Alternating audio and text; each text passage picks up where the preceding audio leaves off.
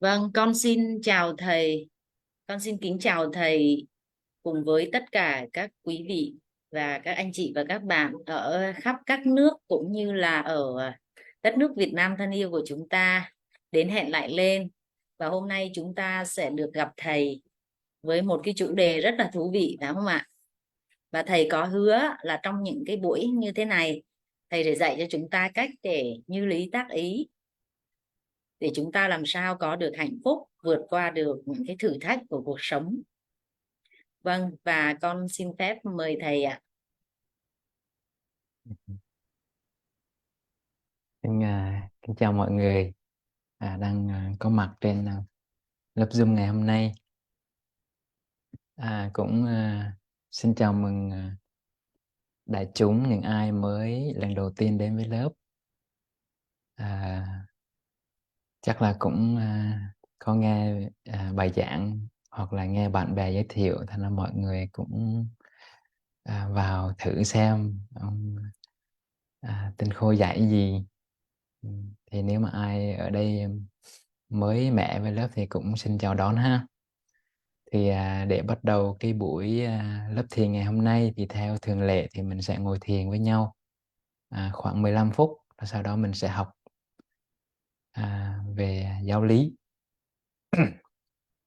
Thì bài thiền tập ngày hôm nay nó sẽ giúp cho mình đi sâu hơn nữa. Mình dùng cái ánh sáng chánh niệm để mình đi sâu hơn nữa vào bên trong cơ thể của mình.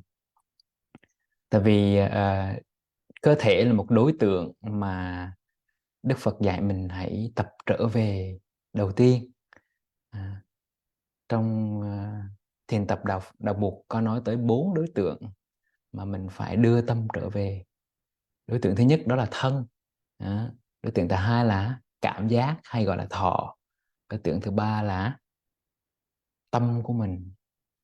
Đối tượng cuối cùng là các pháp, là các cái đối tượng bên ngoài mà nó hiện hữu trong tâm của mình. Thì đầu tiên là mình đang trong cái quá trình rèn luyện đưa tâm trở về với thân trước.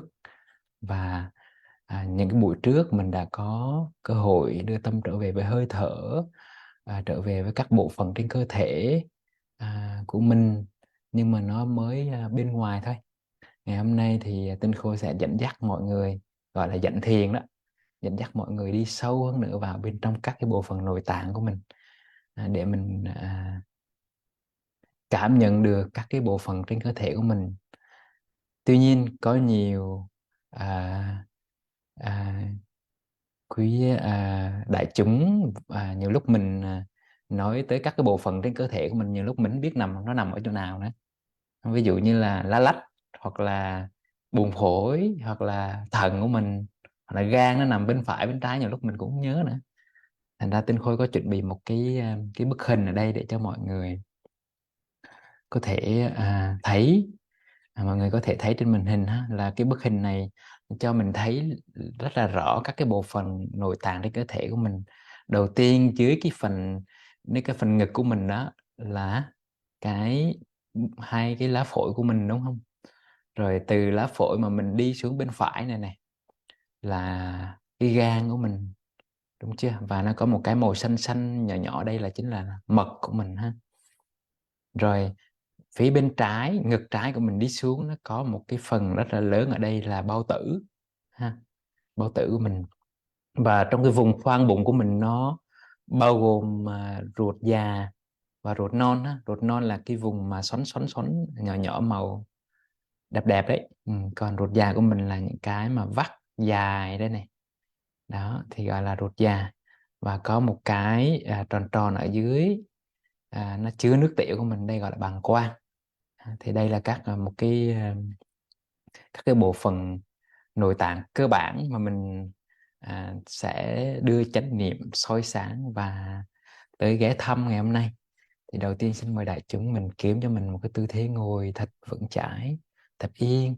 Nếu mình ngồi trên ghế thì mình để hai tay thả lỏng trên hai bắp chân của mình, hai bàn chân của mình đặt nhẹ trên sàn nhà. Nếu mà mình ngồi trên gối ngồi thiền, trên bồ đoàn tọa cụ, trên gối ngồi thiền và cái nệm, thì mình cũng ngồi thật thẳng, và nhớ là mình chỉ ngồi 1/3 phần trước của cái gối ngồi thiền thôi, để cho cái lưng của mình nó thẳng lên ha. Mình nhắm nhẹ đôi mắt của mình lại, bắt đầu đưa tâm quay vào bên trong, lắng nghe và cảm nhận cơ thể của mình, tư thế ngồi của mình đang như thế nào. Lúc này mình chỉ lắng nghe và cảm nhận tư thế và toàn bộ cơ thể, khoan vội tập trung vào một đối tượng nào hết.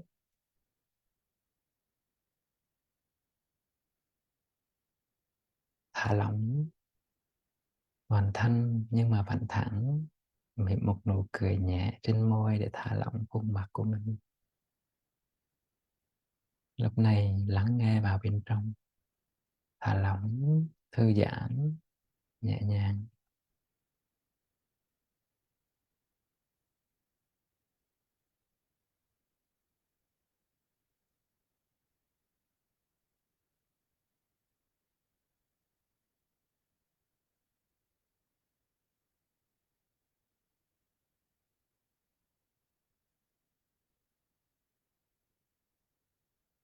Tiếp theo xin mời đại chúng mình cùng đọc thầm câu pháp trong đầu.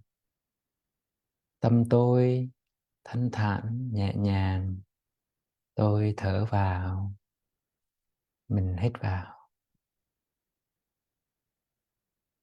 Tâm tôi thanh thản nhẹ nhàng, tôi thở ra, mình đọc thầm và thở ra.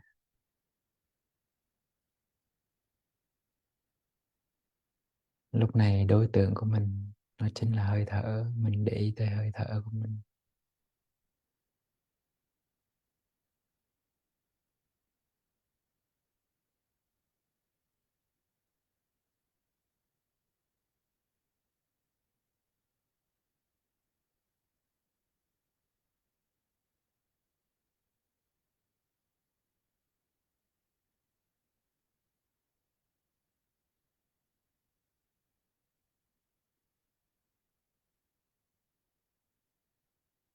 Mình đọc lại câu pháp một lần nữa để cho ánh sáng chánh niệm nó được sáng hơn.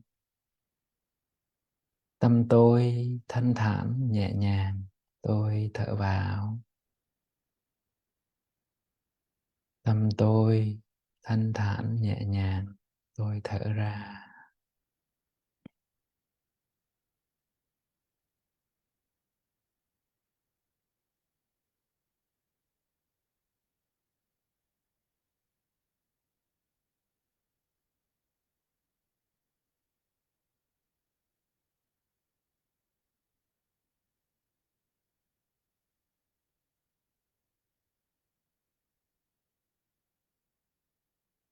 Lúc này hơi thở đang đi vào đi ra cơ thể của mình thông qua cái lỗ mũi.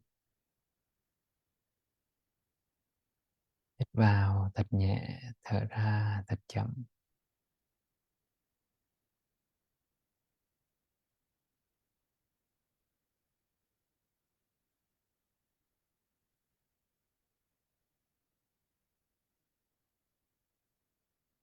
Tiếp theo mình đọc câu pháp để dẫn tâm. Thở vào, tôi ý thức và cảm nhận toàn bộ khuôn mặt của tôi.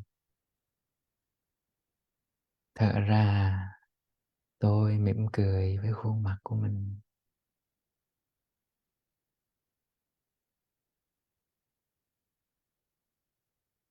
Lúc này mình dịch chuyển sự chú ý và cảm nhận lên khuôn mặt của mình và cảm nhận một cách tổng quát.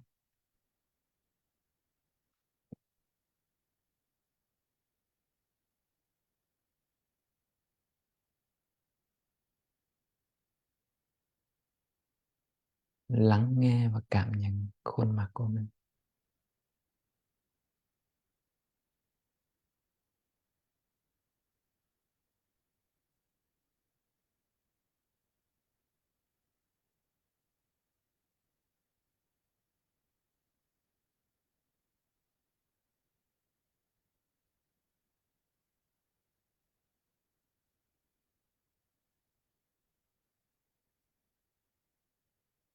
Tiếp theo mình dịch chuyển sự chú ý ra vùng đầu và vùng cổ gáy của mình bằng cách đọc câu pháp như sau.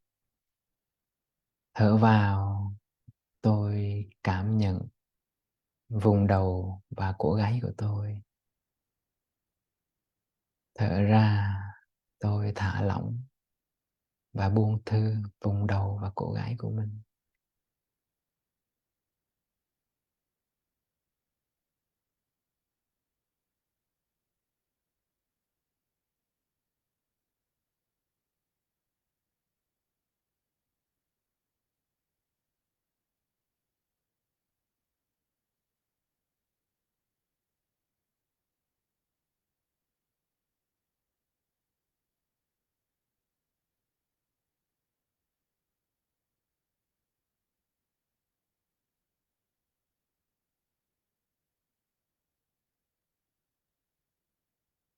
Thở vào, tôi cảm nhận hai bờ vai và hai cánh tay, hai bàn tay của tôi.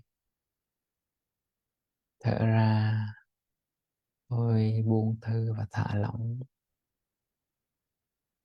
hai bờ vai, hai cánh tay, hai bàn tay của tôi. Lúc này mình dịch chuyển sự chú ý và cảm nhận xuống hai bờ vai, hai cánh tay của mình.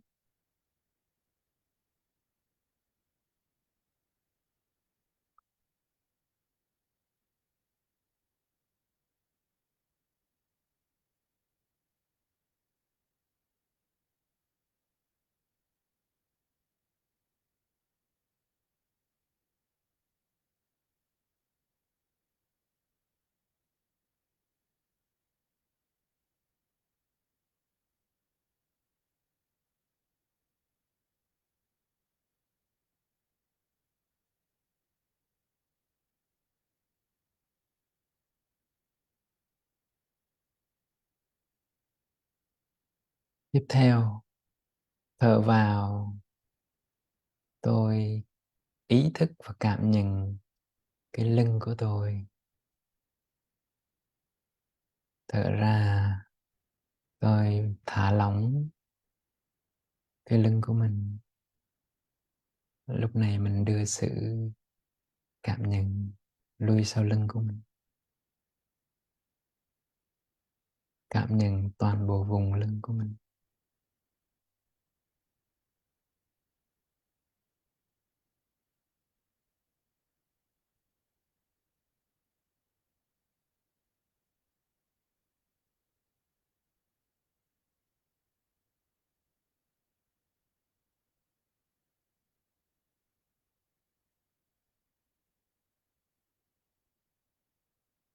Lúc này hơi thở vẫn đang đi ra vào, đi ra. Nhưng sự chú tâm vẫn đang có mặt nơi cái lưng của mình.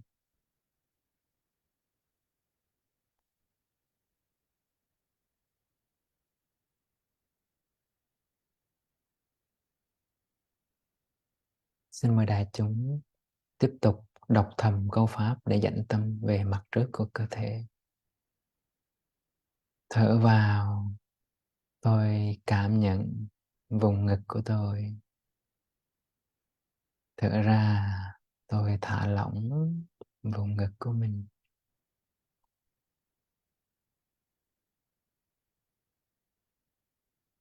Lúc này, ánh sáng chánh niệm di chuyển về phía trước.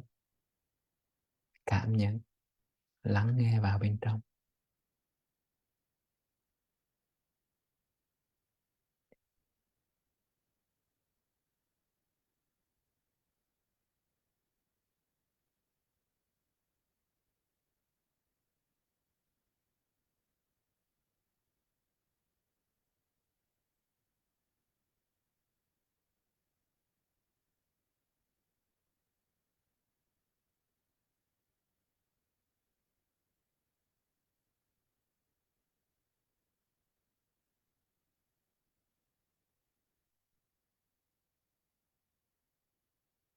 Mời đại chúng tiếp tục đọc thầm câu pháp. Thở vào, tôi cảm nhận vùng bụng của tôi. Thở ra, tôi thả lỏng vùng bụng của mình.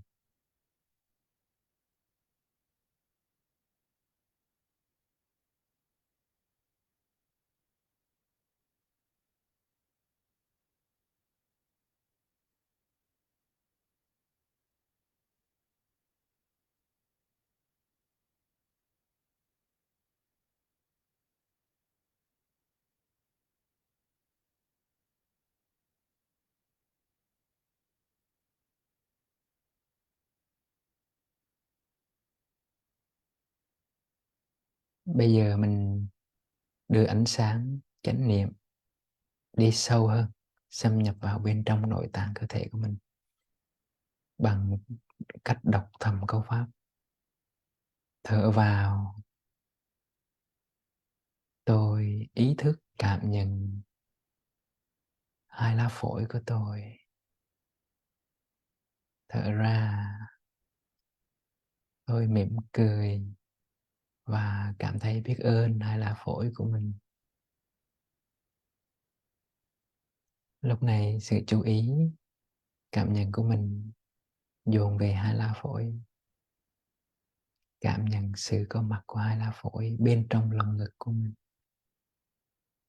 Và thầm biết ơn hai lá phổi của mình.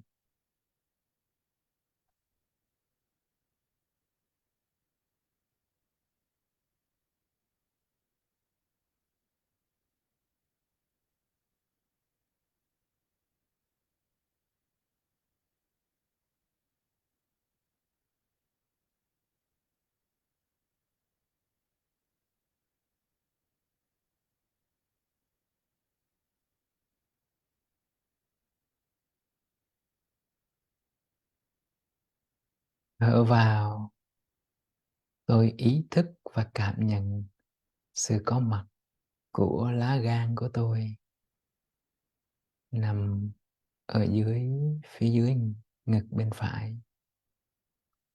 Thở ra, tôi lắng nghe và cảm nhận và biết ơn lá gan của mình.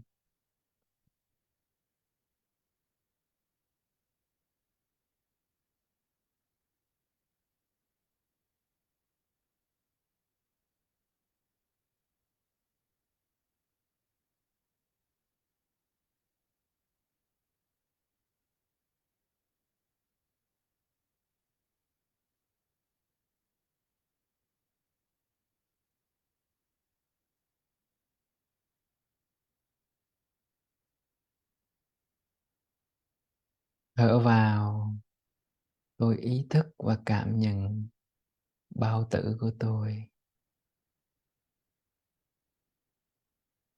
Thở ra, tôi lắng nghe và cảm nhận, gửi lòng biết ơn tới bao tử của tôi.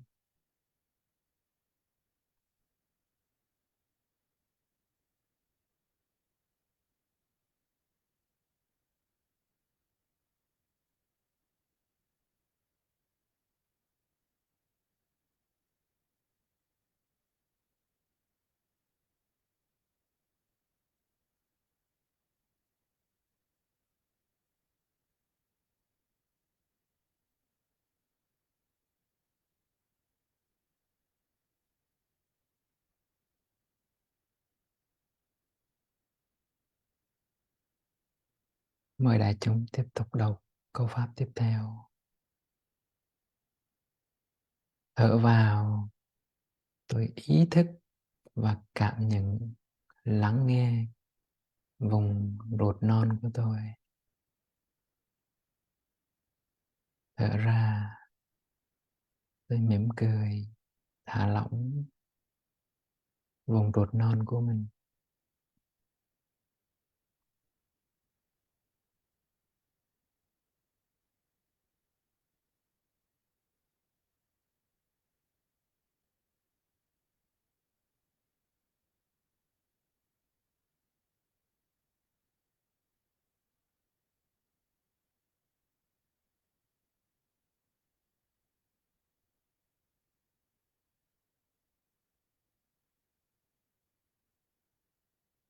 Thở vào, tôi ý thức và cảm nhận ruột già của tôi. Thở ra, tôi lắng nghe và gửi lòng biết ơn đối với ruột già của mình. Biết ơn lắm.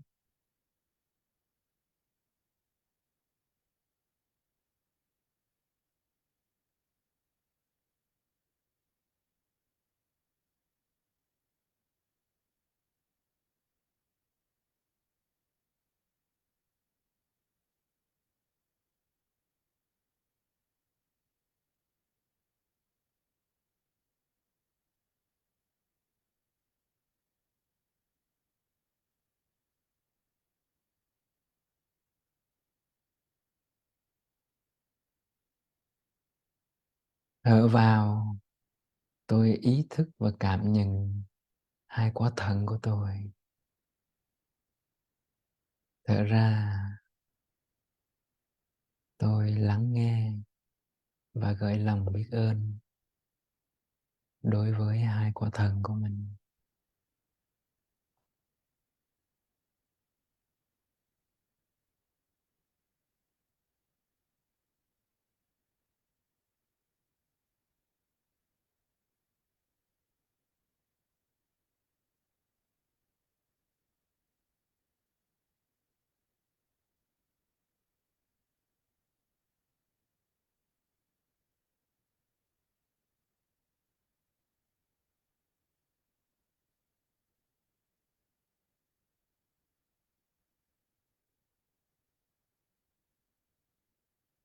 Thở vào, tôi đưa ý thức cảm nhận bàng quang của tôi nằm ở phía dưới rốn. Thở ra, tôi lắng nghe và gửi lòng biết ơn tới bàng quang của mình.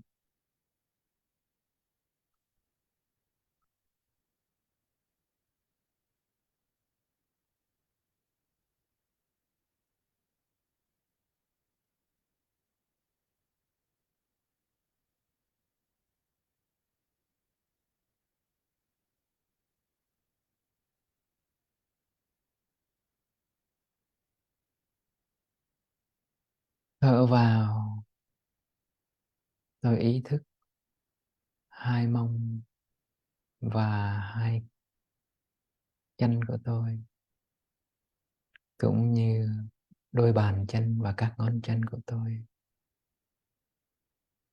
Thở ra, tôi thả lỏng, buông thư hai mông, hai chân và hai bàn chân của mình.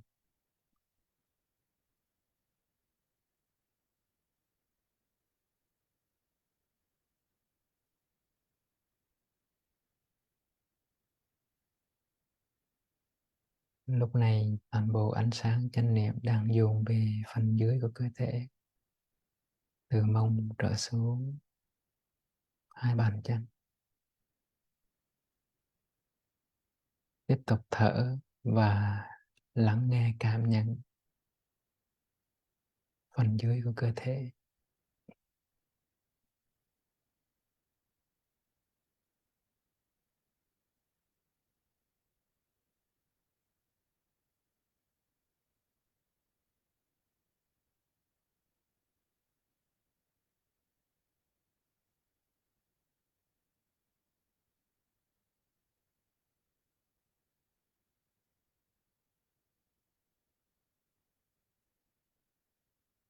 Bây giờ mình đưa tâm rời cơ thể của mình để nắm lấy hơi thở.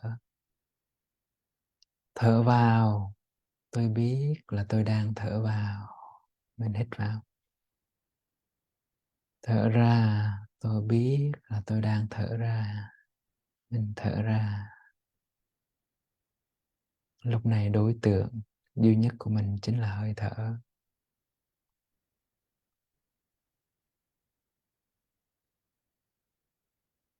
Đưa tâm trở về với hơi thở.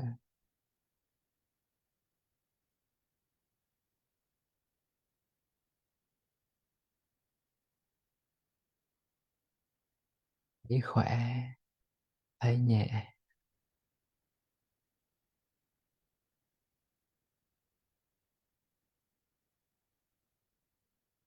Xin mời đại chúng cùng mở mắt ra, cùng nhìn lên màn hình và mỉm một nụ cười nhẹ. Rồi, xin mời đại chúng cùng massage đôi bàn tay của mình xuất thiền rồi đó ha. Rồi, massage đôi bàn tay của nó ấm lên. Rồi mình áp lên khuôn mặt của mình, xoa xoa mặt của mình,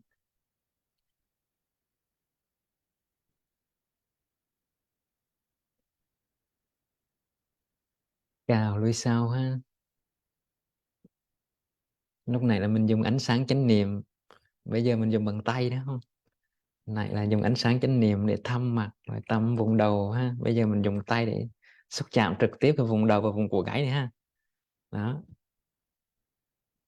đi thăm bằng cơ thể là đi thăm bằng tâm nữa. Đây là bây giờ massage vùng vai và vùng hai tay này ha. Lúc này có ghé thăm, là bây giờ dùng tay để massage này. Đó.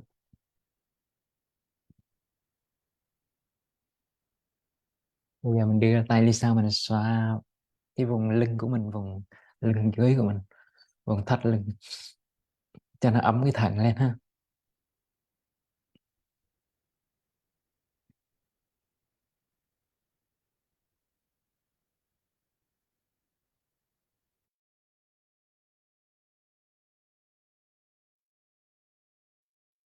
Bây giờ mình tháo chân ra, mình xoa bóp hai chân của mình từ bắp chân hay đầu gối cho đến các ngón chân của mình, xoa bóp ha. Tháo chân ra.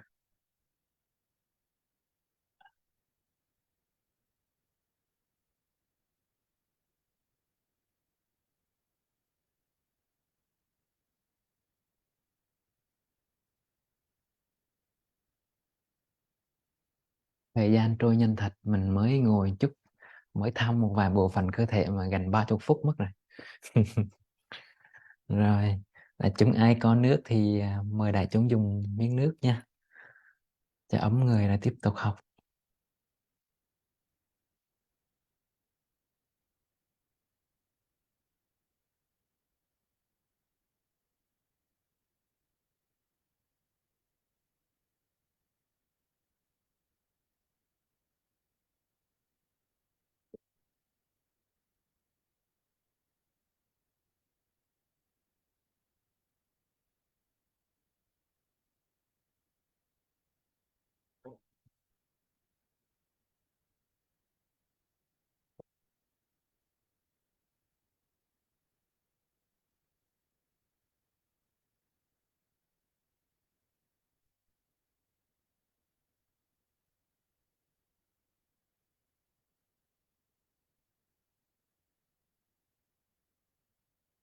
Thưa đại chúng, nhiều người trong chúng ta nhiều lúc sống 30 năm, 40 năm hoặc 50 năm, 60 năm trên cuộc đời, mà có thể nhiều người trong chúng ta chưa bao giờ một lần lắng nghe và cảm nhận được các cái bộ phận nội tạng trong cơ thể của mình. Là tại vì tâm ý của mình nó luôn hướng ra bên ngoài, nó luôn hướng, nó vọng cầu để tìm cầu những cái điều kiện hạnh phúc ở bên ngoài, nhưng mình quên mất rằng sự có mặt và tồn tại một cách khỏe mạnh của lá phổi, của lá gan của mình, đó là một điều mầu nhiệm ha. Mình đừng đợi đến lúc mình nằm trong bệnh viện, mình chờ bác sĩ phẫu thuật vùng gan, vùng thận cho mình lúc đó mình mới tỉnh ngộ ra là mình đã quên đi những cái bộ phận trong nội tạng của mình, những bộ phận mà ngày đêm làm việc rất là vất vả. Ừ. Mình làm việc mệt mỏi, mình có thời gian mình nghỉ, nhưng trái tim của mình chưa bao giờ được nghỉ cả ha. Ừ. May mắn là trái tim của mình nó chịu khó, nó làm việc ngày đêm, nó không nghỉ, chứ mà nó nghỉ thì mình cũng đi luôn. Ha. Bây giờ mình vô học, trước khi vào học mình sẽ cùng nhau lắng nghe 3 tiếng chuông ha. Và mình sẽ học.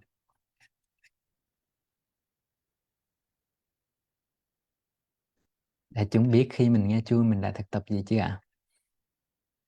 Ừ. Khi mà mình nghe chuông thì mình sẽ đọc thầm câu pháp trong đầu là lắng lòng nghe, lắng lòng nghe, tiếng chuông huyền diệu đưa về nhất tâm ha. Đó là bài kệ mà sư ông Làng Mai đã dạy cho mình mỗi lúc mình nghe chuông, để mình dẫn tâm mình trở về với thân, với giây phút hiện tại. Và trong lúc mình nghe chuông đó, mình chú ý tới hơi thở, mình thả lỏng toàn thân của mình. Mời đại chúng cùng nghe sư ông thỉnh chuông cho mình thở ha.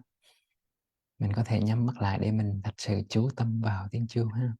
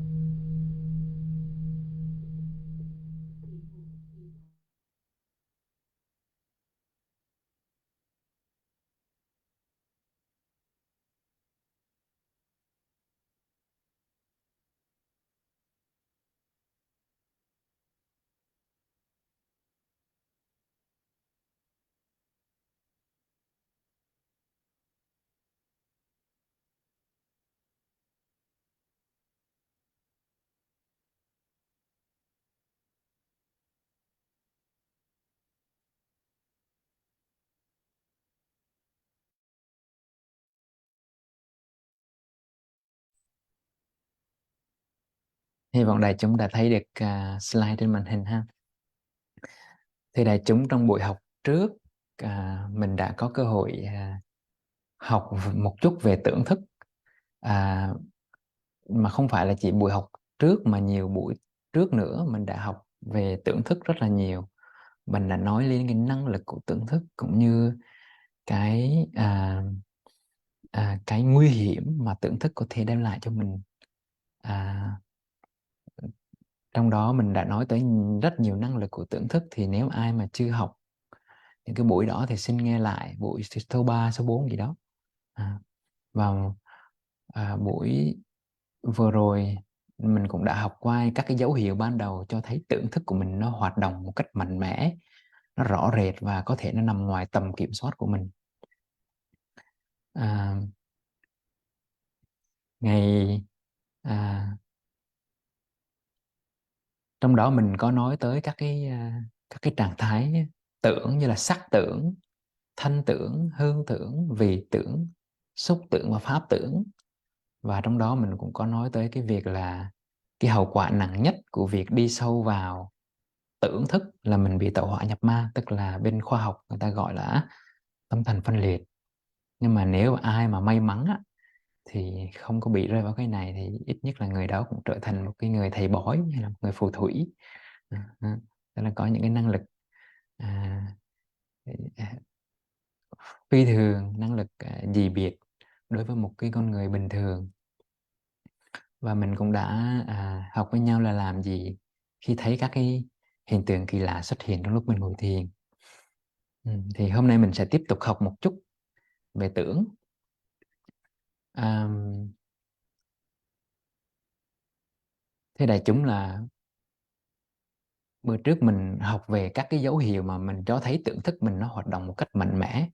Nhưng mà bên cạnh những lúc mà tưởng thức mình nó hoạt động một cách mạnh mẽ đó, thì liệu rằng tưởng thức của mình nó có hoạt động âm thầm hay không, và nó có âm thầm chi phối à, nó có âm thầm chi phối đời sống của mình hay không.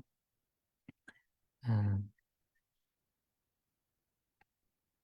thì hôm nay mình sẽ học tiếp là hai trạng thái hoạt động của tưởng thức. Thứ nhất á, là tuần trước mình đã học về trạng thái hoạt động mạnh mẽ. à, Tức là à, khi mà tâm mình nó đang thấy, mình đang ngồi thiền mà mình thấy một cái à, hình ảnh, một cái hào quang nào đó mà mặc dù mắt mình không thấy, tai mình không có nghe, nhưng mà trong lúc mình ngồi thiền, tai mình cảm giác mình vẫn nghe và mình vẫn thấy ánh sáng hào quang, thì đó là mình biết là tưởng thức mình nó đang hoạt động. Và nó đang hoạt động với cấp độ như nào thì nó hoạt động rõ rệt hơn thôi. Còn ngoài ra trong đời sống hàng ngày của mình đó, tưởng thức nó vẫn âm thầm nó hoạt động và nó chi phối và nó tác động vào ý thức của mình. à, ví dụ như là ví dụ như là tâm mình đang đắm chìm vào một sự cãi vã với một người nào đó trong quá khứ. Ví dụ như cách đây một tuần mình cãi nhau với chồng, hoặc là mình cãi nhau với người yêu, hoặc là mình cãi nhau với bố hay mẹ của mình. Thì tự nhiên cái lúc này mình đang ngồi vu vơ gì đó, mình tự nhiên cái ký ức đó nó gợi lại và mình đang đắm chìm và mình sống lại trong cái trạng thái cãi vã đó. Thì lúc đó mình biết là cái anh chàng tưởng của mình nó đang hoạt động đó. Nhưng mà đang hoạt động một cách âm thầm thôi, mà nó chưa có rõ rệt đó. Tức là nó vẫn âm thầm nó chi phối. Và một người mà bình thường đó, gọi là không bị vấn đề về trầm cảm hay là bị tâm thần gì đó, liên quan tới sức khỏe tâm thần, tinh thần đó, thì những cái trạng thái này là những trạng thái rất bình thường của một con người. Đó là mình gợi lại những cái ký ức của quá khứ. Nhưng mà mình nhớ rằng là những cái trạng thái đó là vẫn có cái sự can thiệp và cái hoạt động âm thầm của tưởng thức. Ví dụ hai là ta đang tưởng tượng cảnh người kia cầu hôn ta trong đầu và tự cười một mình. Chắc cái này là các anh hay chị nào, bạn nào mà đang yêu đó, thì tự nhiên mình đang tưởng tượng một khung cảnh người yêu mình sẽ cầu hôn mình đó. Và mình vẽ trong đầu một cái khung cảnh rất là lãng mạn, có nến có hoa, rồi người đó cầm bó hoa, người đó dâng cho mình, người đó quỳ gối dưới chân mình, người đó lấy nhẫn ra. Đó là những hoặc là anh chị nào hoặc là đại chúng nào mà đã có gia đình rồi nhưng mà mình vẫn gợi lại những cái ký ức đó, thì cái đó đó là mình đang sống trong tưởng. Ha. Ừ. Tại vì ví dụ ba đó, đó là mình như chim mình sợ cành cong. Tức là khi mà à, mình có một cái thói quen phản ứng hoặc là dị ứng với một cái gì đó mà mình đã từng tổn thương trong quá khứ. Ví dụ có một anh hay chị nào đã từng đổ vỡ hôn nhân vì lý do là chồng mình hay thả thính với một người khác, thì những lúc mà mình thấy mình đi bên cạnh chồng mà chồng mình thả thính một người nào đó, và chồng mình đã từng một lần ngoại tình hoặc một lần phản bội mình á, thì ký ức đau buồn của quá khứ nó trở về, và lúc đó cái vết thương của quá khứ nó đang trỗi về, và lúc đó nó làm chủ hết cái cảm xúc của mình. Lúc đó trạng thái tâm mình nó rất là khó chịu, rất là bực bội, rất là cảm giác như mình lúc đó là một con người hoàn toàn khác. Mình thấy rất là đau đớn, thấy rất là bị tổn thương, và cảm xúc về cái ngã, cái tôi của mình nó bắt đầu nó trào lên. Và lúc đó à, có những người không làm chủ được cảm xúc của mình nữa, và mình hoàn toàn đánh mất mình trong đó. Thì cái đó là cái trạng thái tưởng của mình nó đang hoạt động. Tưởng thức mình hoạt động. ừ. Thành ra tưởng mình nó không chỉ hoạt động một cách rõ rệt mà còn hoạt động trạng thái một cách âm thầm đó. ừ. Đó, hoặc là mình có những cái vết thương, những cái sang chấn tâm lý của quá khứ, thì nó vẫn trong đời sống hàng ngày nó vẫn trở về, và nhiều lúc nó tránh ngự cái tâm thức của mình, nó tránh ngự luôn cả cái ý thức của mình trong ngay giây phút hiện tại. Mặc dù cái hiện tại nó đã khác rồi. Có thể cái người ngày xưa mình gặp á, bây giờ người ta đã tu tập, người ta thay đổi, người ta chuyển hóa rồi, nhưng bây giờ mình vẫn không tha thứ cho người đó. Tại vì trong mắt mình vẫn nhìn người đó bằng cái ký ức của quá khứ. Tức là mình vẫn cảm nhận về người đó, mình vẫn nghĩ về người đó, mình nói về người đó với những ký ức đau buồn của quá khứ. Thì lúc đó mình biết là cái ý thức của mình nó đang không tiếp xúc với cái thực tại là người đó của 20 năm sau nó đã khác với người đó của 20 năm trước rồi. Nhưng mà ý thức mình nó lúc đó ý thức mình nó yếu á, thì tưởng thức mình nó làm chủ. Tức là mình sống với ký ức đau buồn của quá khứ hơn là mình sống với cái ý thức của hiện tại. Tức là ý thức hiện tại có nghĩa là gì? Là đối tượng là cái người đó trong cái giây phút hiện tại. Người đó đã là người đó của 20 năm sau. Người đó đã thay đổi rồi, chứ không phải là người đó của 20 năm trước nữa. Ừ.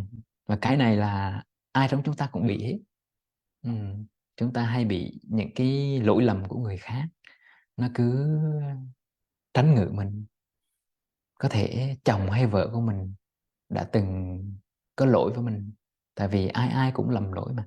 Sống trên đời ai ai cũng lầm lỗi, cũng vùng về dài dột ít hay nhiều. Nhưng mà có nhiều người có cái thói quen là ghim, nhớ dai và thù vặt. Thành ra mình hay bị cái tưởng thức, cái tưởng của mình nó gợi lại những cái ký ức đau buồn của quá khứ để rồi mình hành sự dựa trên kinh nghiệm của quá khứ hơn là cái hiện tại người đó đang là. Thành ra khi mình tu chánh niệm là mình đưa tâm trở về, đưa ý thức trở về với hiện tại để tiếp xúc với những gì đang có mặt trong giây phút hiện tại.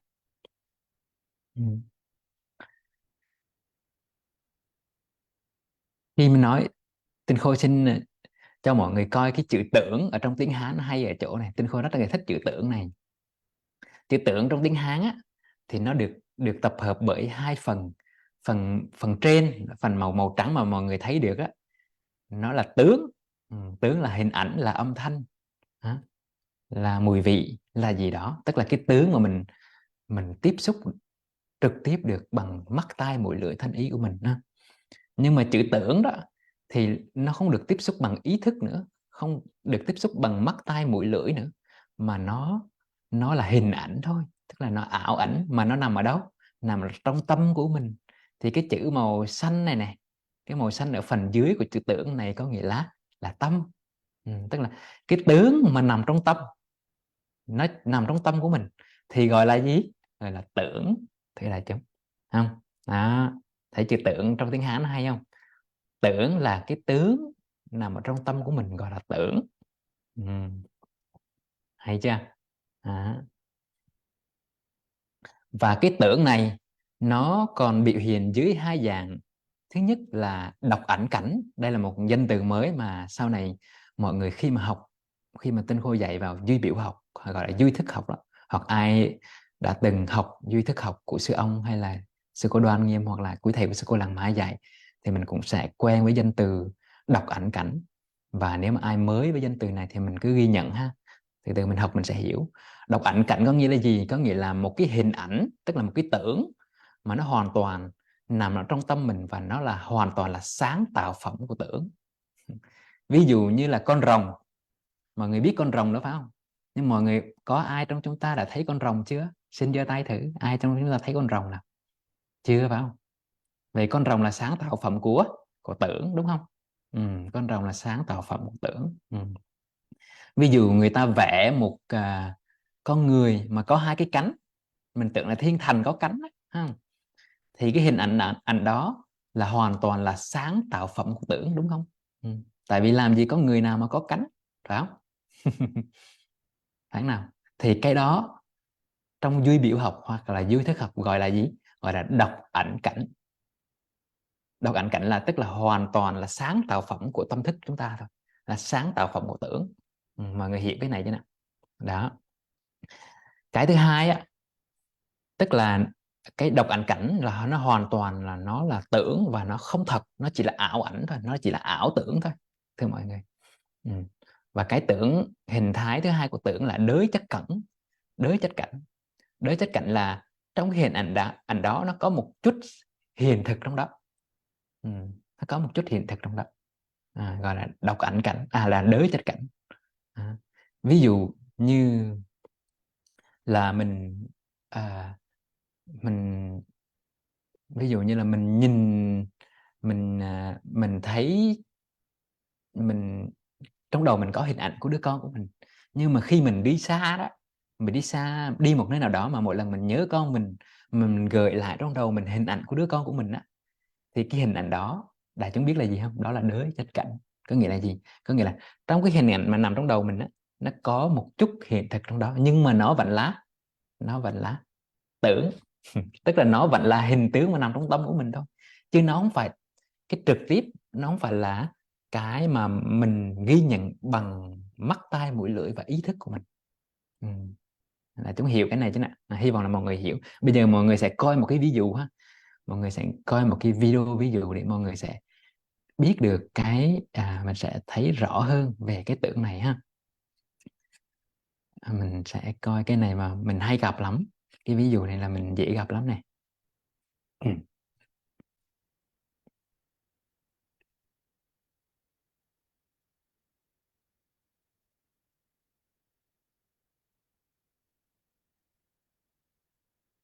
Đây là một cái video clip mà người ta minh họa hòa lại một cái hoạt cảnh là có một anh chàng người yêu và chuẩn bị tặng một bó hoa cho người yêu của mình, và anh chàng đang núp sau cái tường đó, cái vách tường đó, và muốn tạo bất ngờ cho người yêu của mình, và anh chàng đã đứng sẵn, đó là cái anh chàng này này.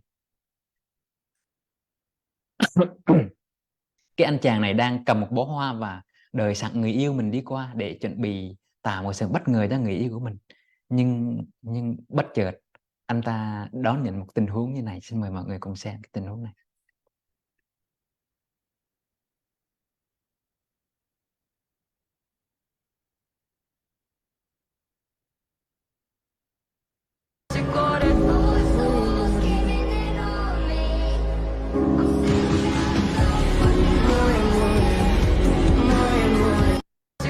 Một lần nữa nha.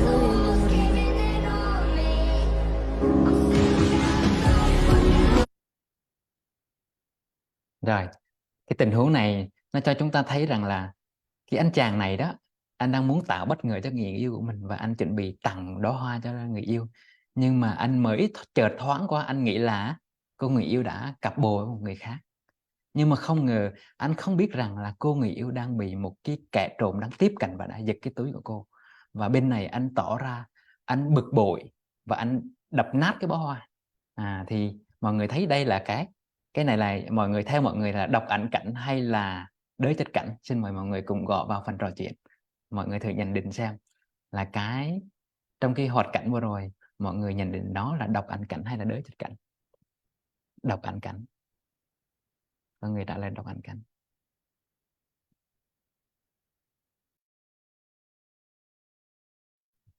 Mọi người bình chọn đi, xem đọc ảnh cảnh hay đới thật cảnh nào. Đọc ảnh cảnh, đới thật cảnh. Mọi người nhớ ha, đọc ảnh cảnh là cái hình ảnh mà nó hoàn toàn nằm trong đầu của mình thôi, và nó là sáng tạo của trong đầu của mình.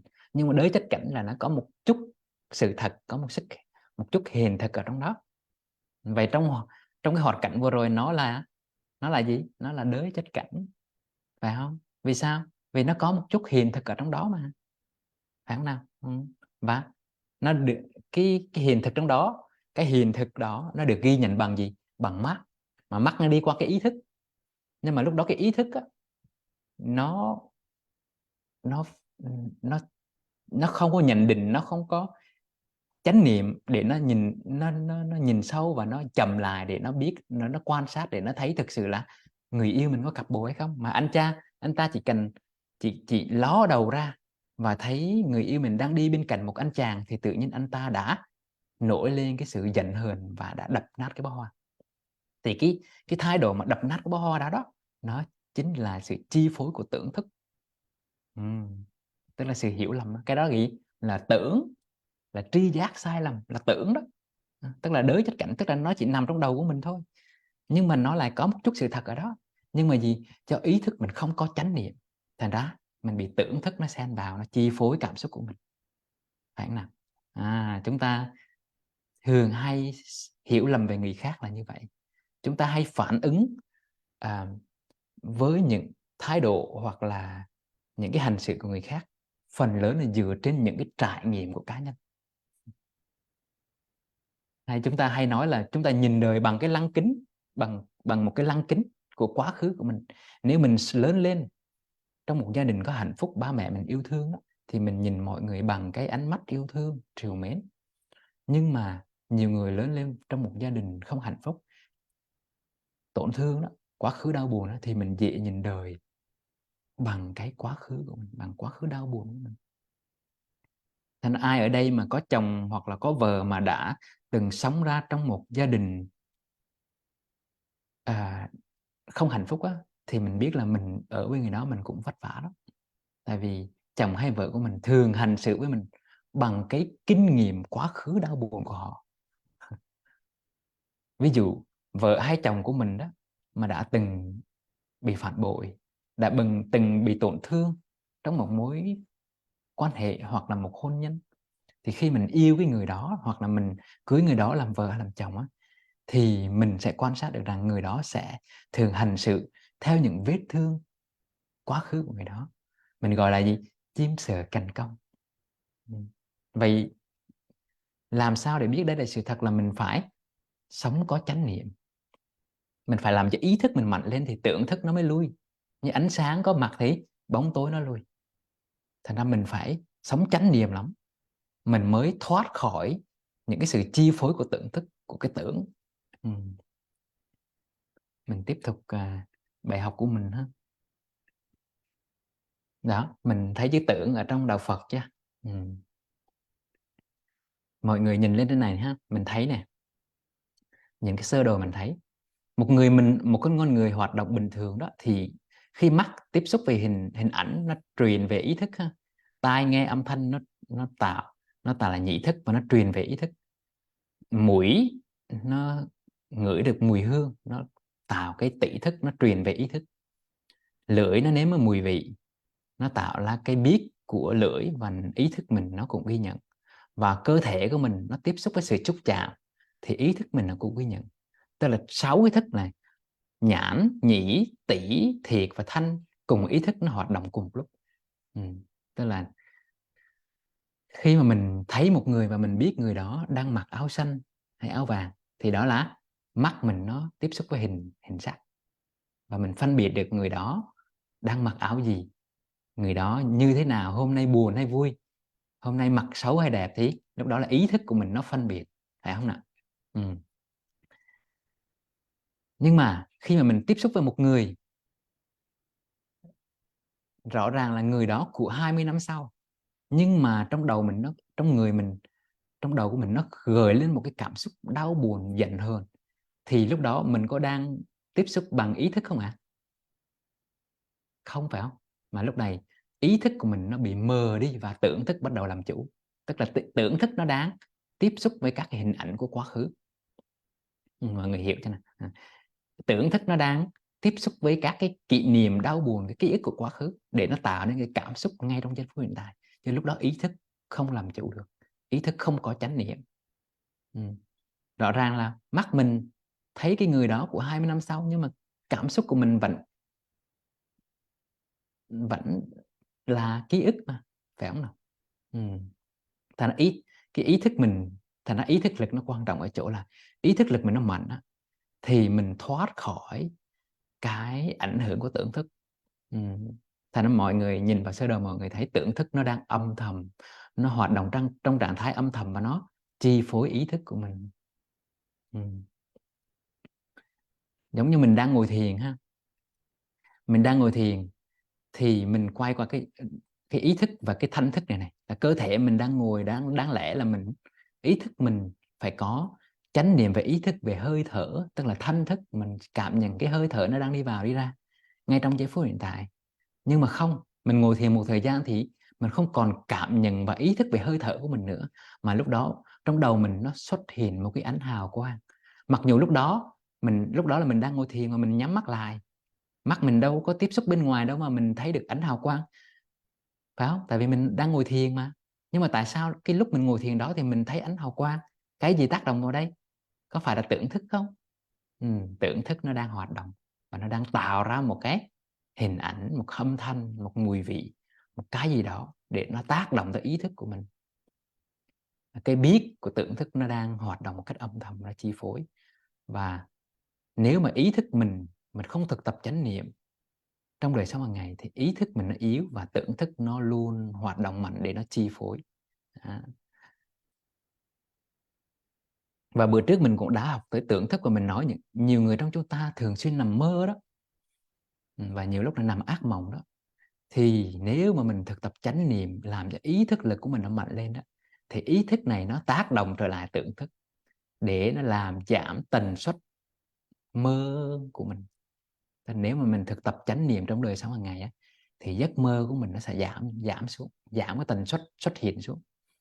Giống như bây giờ Tinh Khôi là mỗi lần ngủ là ngủ rất yên, không có hiếm khi mà mơ đó. Mà tại vì mình biết là nhờ cái mình thực tập chánh niệm mà ý thức mình nó mạnh lên, cái ý thức lực mình nó có lực, nó tác động trở lại tưởng thức. Thành ra mình ít khi nằm mơ, là hiếm khi nằm mơ. Nhưng mà mình biết nằm mơ thì mình biết nó nằm mơ thôi, tại vì tưởng thức và ý thức nó là hai thế giới, nó là hai nhóm tế bào trong não bộ của mình, và nó hoạt động. Có những lúc thì nó hoạt động độc lập với nhau, nhưng mà có những lúc thì hai anh chàng này nó cộng tác, nó làm việc chung với nhau, mà nó tác động qua lại với nhau. Thành ra ai mà hay nằm mơ mà nếu mà thực tập chánh niệm thường xuyên, ý thức được nó mạnh lên thì giấc mơ mình nó sẽ an lành hơn, và nó sẽ giảm tần suất xuống ha. Và khi ý thức rồi thì nó hoạt động tới những cái gì mà nó trong hiện tại. Trong hiện tại tức là trong giây phút hiện tại, ví dụ như mình đang thở vào, mình biết mình đang thở vào, đó là ý thức. Nhưng mà mình đang nghĩ về một cái hình ảnh của quá khứ, của tương lai, thì lúc đó là tưởng nó đang tác động đó. Mọi người nhớ ha, nếu mà ý thức hoạt động có nghĩa là mình đang sống trong hiện tại, mình ghi nhận các cái tín hiệu từ các cái giác quan nó truyền tải qua cái lúc đó. Ví dụ như mình đang ngồi thiền mà mình nắm bắt hơi thở qua từng giây từng phút, là lúc đó ý thức mình đang hoạt động. Thành đó lý do tại sao mà trong khi ngồi thiền thì mình phải tắt ý đọc thầm là tôi đang thở vào, tôi biết tôi đang thở vào, tôi đang thở ra, tôi biết là tôi đang thở ra. Tại sao mình phải đọc câu đó? Mình đọc câu đó là để làm gì? Để mình làm cho ý thức của mình nó mạnh lên, để mình đưa ý thức của mình nó tiếp xúc với cái thanh thức này, nó cảm nhận cái hơi thở, nó biết cái hơi thở nó đang xảy ra, và đồng thời mình lắng nghe được cơ thể và lắng nghe được âm thanh gì nó đang diễn ra ngay trong cái giây phút hiện tại đó, chứ không phải là mình đi theo cái tiếng nói âm thầm và hình ảnh của quá khứ, hoặc là những cái suy tưởng về tương lai của mình ở trong đầu của mình. Tại vì nếu mà mình bị những cái ảo ảnh, những cái suy tính về tương lai, những cái đau buồn của quá khứ nó lôi kéo, thì lúc đó mình sống với tưởng chứ không phải là sống với ý thức nữa, thưa đại chúng. Mà người đã rõ cái này rồi đúng không? Thành ra có một chị có hỏi Tinh Khôi à, là tưởng tượng có liên quan gì với ý thức với tưởng thức hay không? Cái khả năng tưởng tượng, ví dụ như mình tưởng tượng tương lai mình sẽ xảy ra như vậy, và có những tưởng tượng thì nó hoàn toàn là đọc ảnh cảnh. Tức là gì? Ví dụ mình tưởng tượng là à, đứa con của mình đó, nó sẽ học ngu, và nó sẽ thất bại trong tương lai. Thành ra bây giờ, và mình tưởng tượng rằng là đứa con của mình á, nếu mà nó học cái ngành giáo viên á, thì tương lai nó sẽ như này như kia. Thì mình sợ, thành ra mình bắt đứa con mình phải học bác sĩ cơ thì mình mới chịu, phải không? Tại vì mình tưởng tượng mà, mình tưởng tượng như vậy. Và trong cái tưởng tượng đó, mọi người nhớ cái thiên thức lúc này nó có thể nó là hoàn toàn là độc ảnh cảnh, tức là nó chỉ là sáng tạo phẩm của tâm thức của mình thôi. Có thể nó không bao giờ xảy ra, nhưng mà mình suy tưởng về tương lai để rồi mình lo lắng, mình sợ hãi ngay trong giây phút hiện tại này. Và tâm thức chúng ta đã có một thói quen như vậy rồi, mình luôn suy tưởng về tương lai để mình lo lắng, mình sợ hãi ngay trong giây phút hiện tại. Và nhiều lúc những cái suy tưởng đó, những cái tưởng tượng đó nó có một chút của hiện thực, tức là nó là đới tất cảnh. Thành ra cái câu trả lời cho cái công chị hỏi là tưởng tượng nó có liên quan gì tưởng thức hay không, thì câu trả lời là có. Nhưng mà tưởng thức lúc hoạt động, nó hoạt động với cái trạng thái ngầm của nó thôi. Khi nói tới tưởng thức hoạt động với trạng thái ngầm thì Tinh Khôi lấy cái ví dụ là bề mặt trái đất của chúng ta đó. Mặc dù chúng ta nhìn bề mặt này, trái đất nó đang bình thường đứng yên, phải không? Nhưng mà thưa đại chúng, không phải đâu. Bề mặt vỏ trái đất của chúng ta vẫn đang dịch chuyển từng giây từng phút mà. Đó, phải không? Nếu mà ai đã học địa lý mới nắm rõ được cái kiến thức này. Bề mặt trái đất của chúng ta vẫn đang ngầm hoạt động, nhưng mà chúng ta chỉ thấy nó hoạt động một cách rõ ràng khi nào hai cái vỏ bề mặt trái đất nó chồng lên nhau để nó tạo thành núi đó, thì lúc đó mình mới nói nó là hoạt động rõ ràng và mạnh mẽ. Hoặc là vỏ bề mặt trái đất nó tạo ra những cái thung lũng, những cái lõm trên bề mặt trái đất, thì lúc đó mình mới nhận ra nó đang hoạt động. Chứ bình thường nó đang hoạt động một cách âm thầm. Đó. Và ý thức thì hoạt động với những cái đối tượng hiện hữu ngay trong giây phút hiện tại. Còn tưởng thức thì làm việc với những đối tượng thuộc về quá khứ, thuộc về tương lai, có thể hiện hữu hoặc không hiện hữu, tức là nó có một chút, nó là độc ẩn cảnh hay là đới thực cảnh. Thành ra bây giờ mình chốt lại cái vấn đề đó là tưởng thức nó hoạt động dưới hai trạng thái, là hoạt động dưới trạng thái âm thầm và hoạt động dưới cái trạng thái rõ rệt. Đó là cái phần tưởng thức ha. Tinh Khôi cung cấp cái giáo lý này để rồi sau này mình mới dựa vào cái giáo lý về tưởng thức và ý thức này mình mới có những cái giải pháp để chữa những cái bệnh trầm cảm. Tại vì phần lớn những cái bệnh trầm cảm hoặc là hoang tưởng đó, nó liên quan tới cái tưởng thức này rất là nhiều, tức là liên quan tới quá khứ hoặc vị lai. Thành ra cái giải pháp cho những người bị trầm cảm là nó luôn là làm cho ý thức lực nó mạnh lên để thoát khỏi sự chi phối và tránh người của tưởng thức.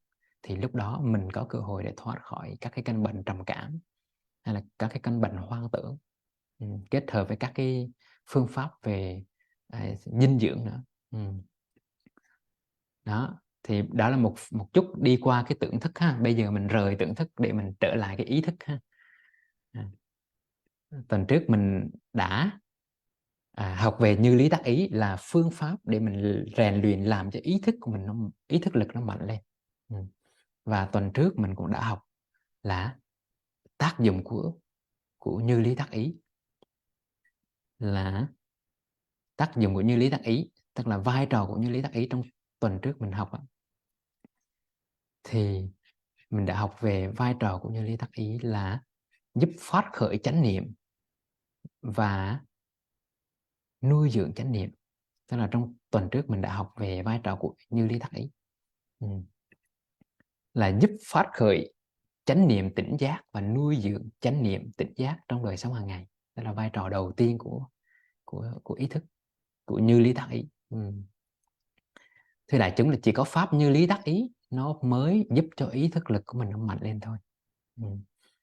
Thì đầu tiên là ý thức nó giúp mình đưa tâm trở về với hơi thở trong giây phút hiện tại, trong đời sống hàng ngày. Và hơi thở là đối tượng của ý thức của mình. Đi đâu hơi thở cũng có mặt với mình.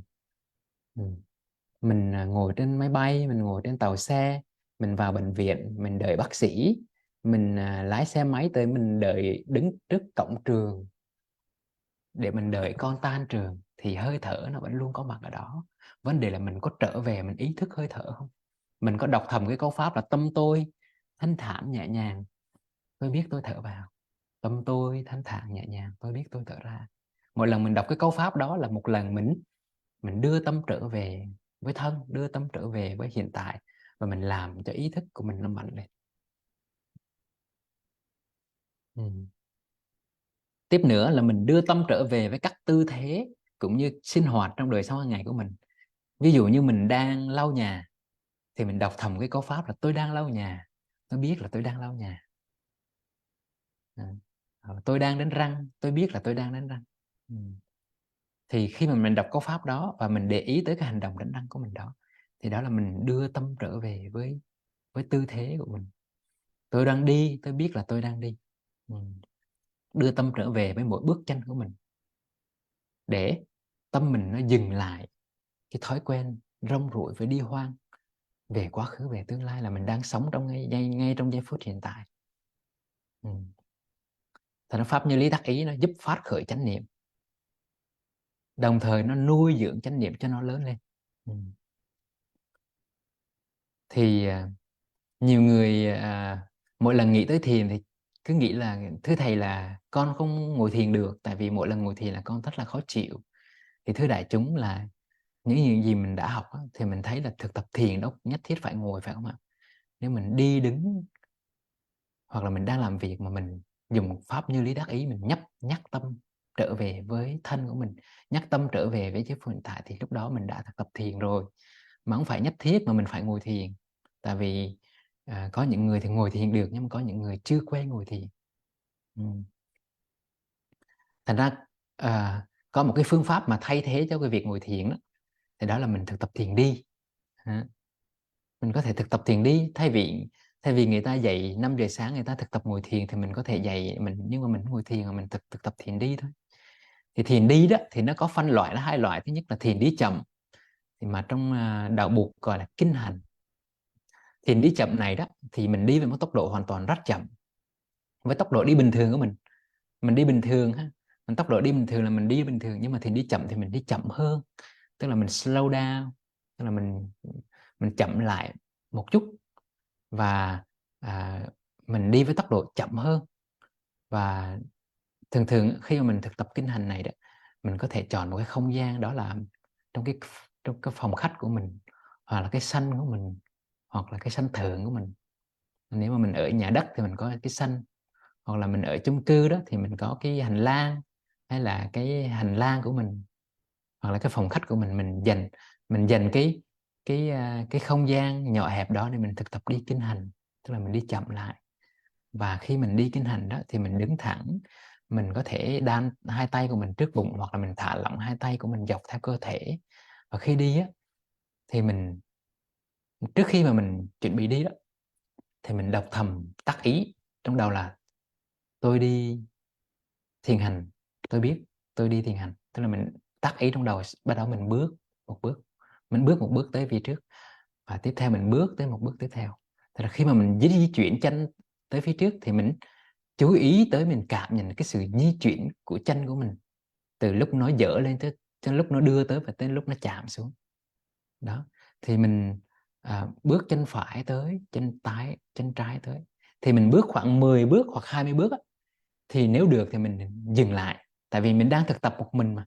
Thì mình dừng lại mà mình đọc cái câu pháp trong đầu là tôi đang đi kinh hành, hoặc là tôi đang đi thiền hành, tôi biết tôi đang đi thiền hành. Mình đọc thầm cái câu pháp đó trong đầu, thì bắt đầu sau đó mình đi tiếp, mình bước một bước về trước, mình bước một bước về trước. Tức là mình đi rất chậm mà mình cảm nhận cái sự di chuyển của bước chân của mình, thì cái đó gọi là thiền hành chậm. Thì cái lúc mà mình bước đó đó, cái mình đưa cái tâm của mình, thay vì mình để trên đầu mình suy nghĩ những cái chuyện vẩn vơ đó, thì mình đưa tâm mình chú ý những cái bước tới, những cái hành động, những cái bước chân của mình đang bước trên sàn nhà, và mình cảm nhận sự xúc chạm giữa bàn chân và mặt đất. Thì cái lúc đó là mình đang đưa tâm của mình trở về với giây phút hiện tại, đưa tâm mình trở về với cái thân, với cái hành động mình đang đi đó. Thì cái lúc đó là mình đang làm cho ý thức của mình nó mạnh lên, và nó thoát khỏi sự khống chế của tưởng thức, là nó không bị quá khứ lôi kéo, nó không bị tương lai lôi kéo, là mình đang đi như một con người tự do. Đi như một con người tự do là đi như vậy đó, là đi mà không bị quá khứ hay tương lai lôi kéo, mà mình bước trong hiện tại một cách thanh thản nhẹ nhàng. Tâm tôi thanh thản nhẹ nhàng, tôi đang đi, tôi biết tôi đang đi. Cứ thỉnh thoảng, cứ khoảng 10 bước hoặc 20 bước. Nếu 10 bước mình thấy nó nhanh quá, thì cứ khoảng 20 bước mình có thể dừng lại, hoặc không dừng lại cũng được, nhưng mà mình phải đọc cái câu pháp đó trong đầu. Tâm tôi thanh thản nhẹ nhàng, tôi đang đi, tôi biết tôi đang đi. Thì mình bước chậm rãi nhẹ nhàng, ý thức tới cái hành động bước đi của mình đó. Và mình cứ tập như thế khoảng 10 tới 15 phút là mình nghỉ. Đối với những người mới thì mình đừng có vội tập nhiều, tại vì tập nhiều nó làm cho mình mệt. Tại vì ý thức lực của mình nó giống như là cơ bắp của mình vậy. Mình chưa bao giờ tập tạ mà mình nhảy vào mình nâng một cái cục tạ 20 kg hoặc 30 kg, thì mình tập có vài cái là cơ mình đã mỏi rồi. Thì thực tập thiền cũng vậy thưa đại chúng.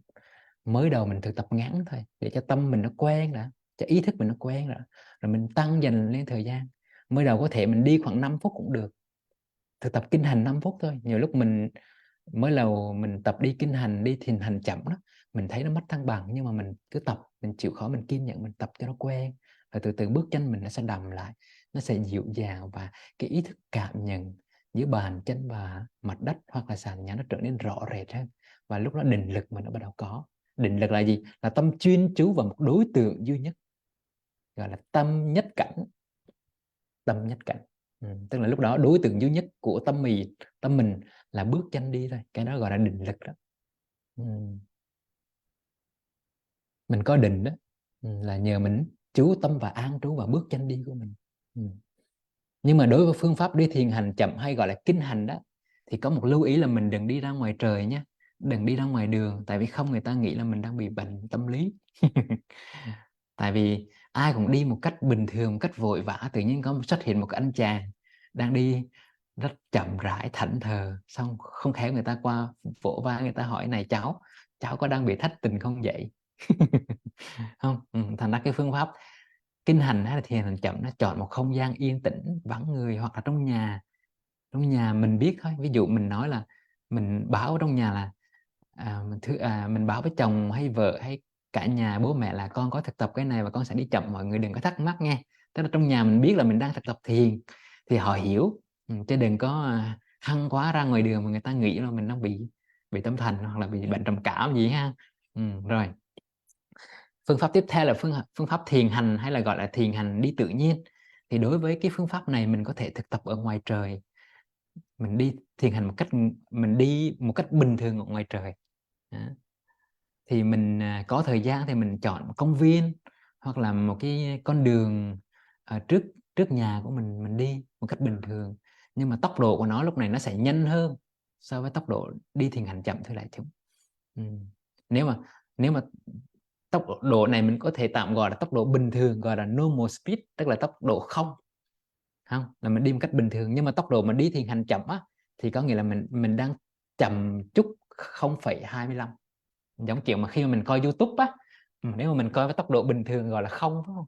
Nhưng mà mình coi với tốc độ chậm thì gọi là chậm 0,25, phải không? Hoặc là 1.5, ví dụ vậy. Thì mình đi thiền hành là mình chọn một không gian ở ngoài trời, mình đi thiền hành một cách bình thường như mọi người đang đi, nhưng mà lúc này tốc độ một cách bình thường ha, nhưng mà sự chú tâm lúc này á là nó ghi nhận, nó chỉ chú tâm tới sự xúc chạm với bàn chân và mặt đất thôi, chứ lúc đó nó không ghi nhận chi tiết là từ lúc dở lên đưa tới cho tới lúc chạm xuống. Mọi người hiểu cái này không nào? Thế bước chân mình đi lúc này nó chỉ ghi nhận cái lúc mà mình đặt chân xuống thôi, hoặc là nó chỉ ghi nhận một cách tổng quát về cái sự di chuyển bước chân của mình thôi. Và mình đi khoảng 30 bước 40 bước thì mình đọc thầm trong đầu lá: tâm tôi thanh thản nhẹ nhàng, tôi đang đi, tôi biết là tôi đang đi. Hoặc là hoặc là mình đọc cái bài kệ. Nếu mà ai đã thực tập theo thằng Mai thì mình có thể đọc một bài kệ: ý về muôn vàn nẻo, thiền lộ tâm an nhiên, từng bước gió mát dậy, từng bước nở hoa sen. Thì cái người đó đang đi và đọc thầm cái bài kệ đó trong đầu. Bài kệ này nếu ai mà muốn học thì tìm mua cái cuốn sách là từng bước nở hoa sen, sư ông dạy, hoặc là trong các cái cuốn sách dạy về chánh niệm, trong cái cuốn mà An Lạc từng bước chân đó, sư ông cũng có dạy. Tức là sư ông thì thiên về dạy những cái bài kệ để cho sự thực tập của mình nó trở nên tươi ca, trở nên nhẹ nhàng. Nhưng mà Tinh Khôi thì thích dạy về các cái câu pháp, tại vì có thể là do cái mình á, do cái đặc tướng của mình nó quen với các cái câu pháp hơn. Tại vì mình thấy đọc các câu pháp á, nó có hiệu quả hơn là mình đọc thơ. Thì cái này nó không đúng không sai ha, mà nó là phù hợp với từng người thì đại chúng. Thành ra mình quen với cái nào là mình tập với cái đó. Thì đó là những lúc mà mình tâm mình nó đang không có phiền não gì trong lòng thì mình đi, thì mình đọc là tâm tôi thanh thản nhẹ nhàng, tôi đang đi, tôi biết là tôi đang đi. Nhưng mà nếu mà tâm mình nó đang có một cái phiền não nào đó chi phối, ví dụ mình đang giận ai đó vì người đó có lầm lỗi, phải không? Thì mình lúc đó mình chuyển câu pháp qua một cái câu pháp khác, đó là: sống trên đời ai ai cũng lầm lỗi, cũng vùng về dài dột ít hay nhiều, tâm ta hãy thương yêu và tha thứ bao dung nhé. Lúc đó mình chuyển qua cái câu pháp này để mình gì? Mình hóa giải cái giận hờn tại vì lầm lỗi của người khác. Tại vì nếu không á, mình không hóa giải cái sự giận hờn của mình á, thì tâm mình nó vẫn hầm hực. Thành ra mình đã chuyển trạng thái, thưa đại chúng. Tức là mình bình thường mình không có chuyện gì phiền não thì mình đi để mình nuôi dưỡng an lạc hạnh phúc. Nhưng mà khi tâm mình nó có một cái phiền não trong lòng thì mình phải biết nó là loài phiền não gì và sử dụng câu pháp gì để mình hóa giải cho nó đúng. Thì cái này đó là nội dung của các bài giảng tiếp theo. Thưa đại chúng, các bài giảng sau thì Tinh Khôi sẽ giảng mình sẽ dùng các cái phương pháp nào để đối trị và hóa giải, chuyển hóa những cái loại phiền não nào. Ví dụ như một người nào đó, chồng là vợ hay người yêu của mình, mà họ đã có một mối tình khác và họ đã buông bỏ mình, nhưng mà tâm mình vẫn đau khổ, mà người đó không yêu mình nữa, người đã bỏ rơi rồi, thì lúc đó mình phải tác ý một câu pháp nào đó để mình dẫn tâm mình rời chứ, phải không? Chẳng lẽ mình sống cả cuộc đời còn lại với ký ức đau buồn với người đó hay sao? Chẳng lẽ cuộc đời mình để một người làm cho mình khổ sao? Nếu mình để cho cuộc đời mình đau khổ vì một người, đó là mình đang làm cho mình khổ, mình đang phản bội bản thân mình, và mình đang làm cho bố mẹ mình khổ. Tại vì nhiều lúc bố mẹ chính là người sinh mình ra, nuôi dưỡng nhà mình, nhưng mà mình lại đi đau khổ vì một người. Thì khi mà trong một cái mối hôn nhân, trong một cái mối quan hệ, trong một cái mối tình cảm mà người đó đã không còn yêu mình, người đó đã bỏ rơi mình, thì mình phải dẫn tâm rời. Và thường thường nếu mà ai đã từng học với Tinh Khôi hoặc là nghe những cái video trước của Tinh Khôi, thì Tinh Khôi hay bày cho mọi người đọc cái câu pháp là: ta rồi cũng chết chỉ một mình, chẳng mang gì theo cả, tâm ơi hãy buông xuống đi, cho lòng mình thanh thản. Đó, tức là mình đã chuyển trạng thái để mình chuyển hóa cái khổ đau của mình. Cụ thể như nào thì xin hẹn những cái buổi giảng tiếp theo ha. Tại vì một dạy mình tới 7 phương pháp chuyển hóa khổ đau lận, chứ không phải chỉ có một phương pháp thôi đại chúng. Thành ra chỉ nói sơ thôi, để cho mọi người biết cái cách ha. Đó, thì trong lúc ngồi thiền cũng vậy, mà trong lúc đi thiền hành cũng vậy. Những lúc tâm mình nó đang an ổn bình thường thì mình tác ý, mình nuôi dưỡng tâm tôi thanh thản nhẹ nhàng. Tôi đang đi, tôi biết là tôi đang đi. Mà nếu đại chúng thấy cái câu này nó không hay đối với mình, thì mình có thể đổi một câu khác. Quan trọng là gì? Là nó nuôi dưỡng hạnh phúc và lòng biết ơn.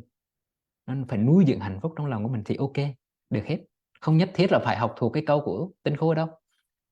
Đây là một ví dụ mẫu, thế đại chúng, nó là một bài văn mẫu. Ngày xưa mình đi học đó, cô giáo cho mình đọc một bài văn mẫu, nhưng mà mình phải viết lại bài văn của mình bằng cái ngôn ngữ văn của mình. Thì đây là Tinh Khôi đang cung cấp cho mọi người những cái câu tác ý mẫu để cho mọi người học.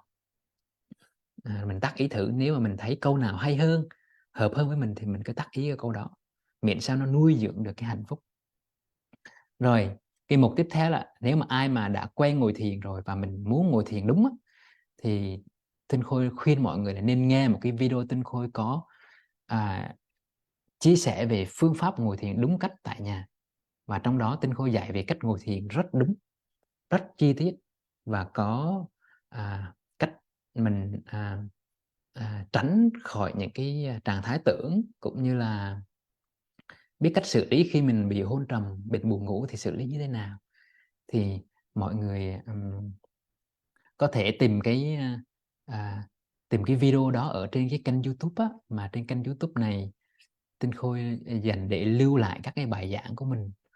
Và có thể sau này cái kênh YouTube này, sau này Tinh Khôi sẽ up các cái bài giảng của mình, cái bài giảng trong lớp này lên đó cho mọi người, để mọi người nghe lại ha. Tại vì bữa giờ Tinh Khôi rảnh quá, chưa có rảnh để mà edit lại các cái video.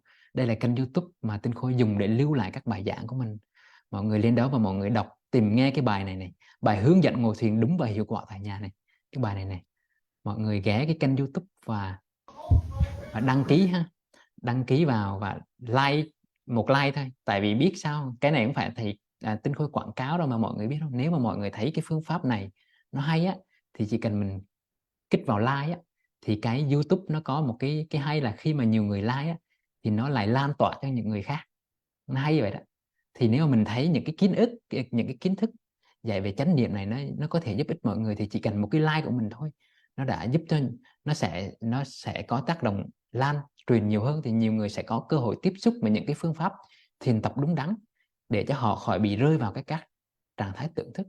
Tại vì thời gian qua Tinh Khôi tiếp xúc rất nhiều người, và nhiều người nhắn tin cho Tinh Khôi đó, và họ nói lâu nay họ ngồi thiền sai rất là nhiều. Và họ cứ tưởng là lâu nay họ cứ tưởng là mình thực tập đúng, nhưng mà thực ra sai. Tinh Khôi đọc cho mọi người nghe một cái này, tin nhắn này. Trước đây con ngồi thiền đó, thì con thấy được vầng hào quang, và rồi cũng thấy mình bay bổng. Lúc đó con tưởng mình ngồi thiền đúng quá, thành ra con cảm giác rất là sung sướng.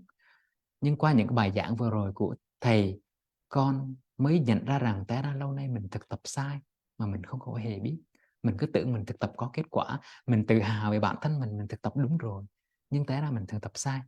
Rồi cũng có một cô cũng chia sẻ với Tinh Khôi rằng là có những lúc ngồi thiền con chìm vào trạng thái hôn mê, nhưng muốn thoát ra nhưng mà không thoát được, cứ nghĩ mình chết luôn ở trong đó. Mọi người thấy không? Tức là thực tập ngồi thiền mà không đúng, nó bị lọt vào các cái trạng thái tưởng, và muốn thoát ra mà thoát không được. Nhưng con cứ tưởng là mình đang nhập định nữa cơ. Người thấy nó nguy hiểm ở chỗ ngồi thiền mà không đúng, nó sai đó.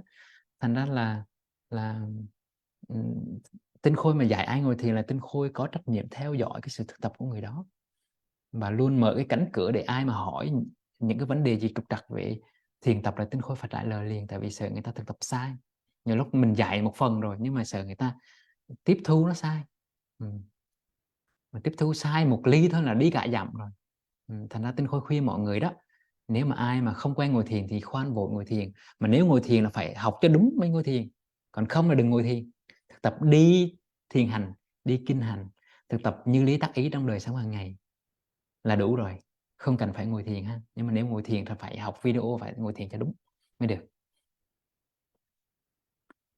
Mình quay lại tiếp tục cái bài giảng rồi.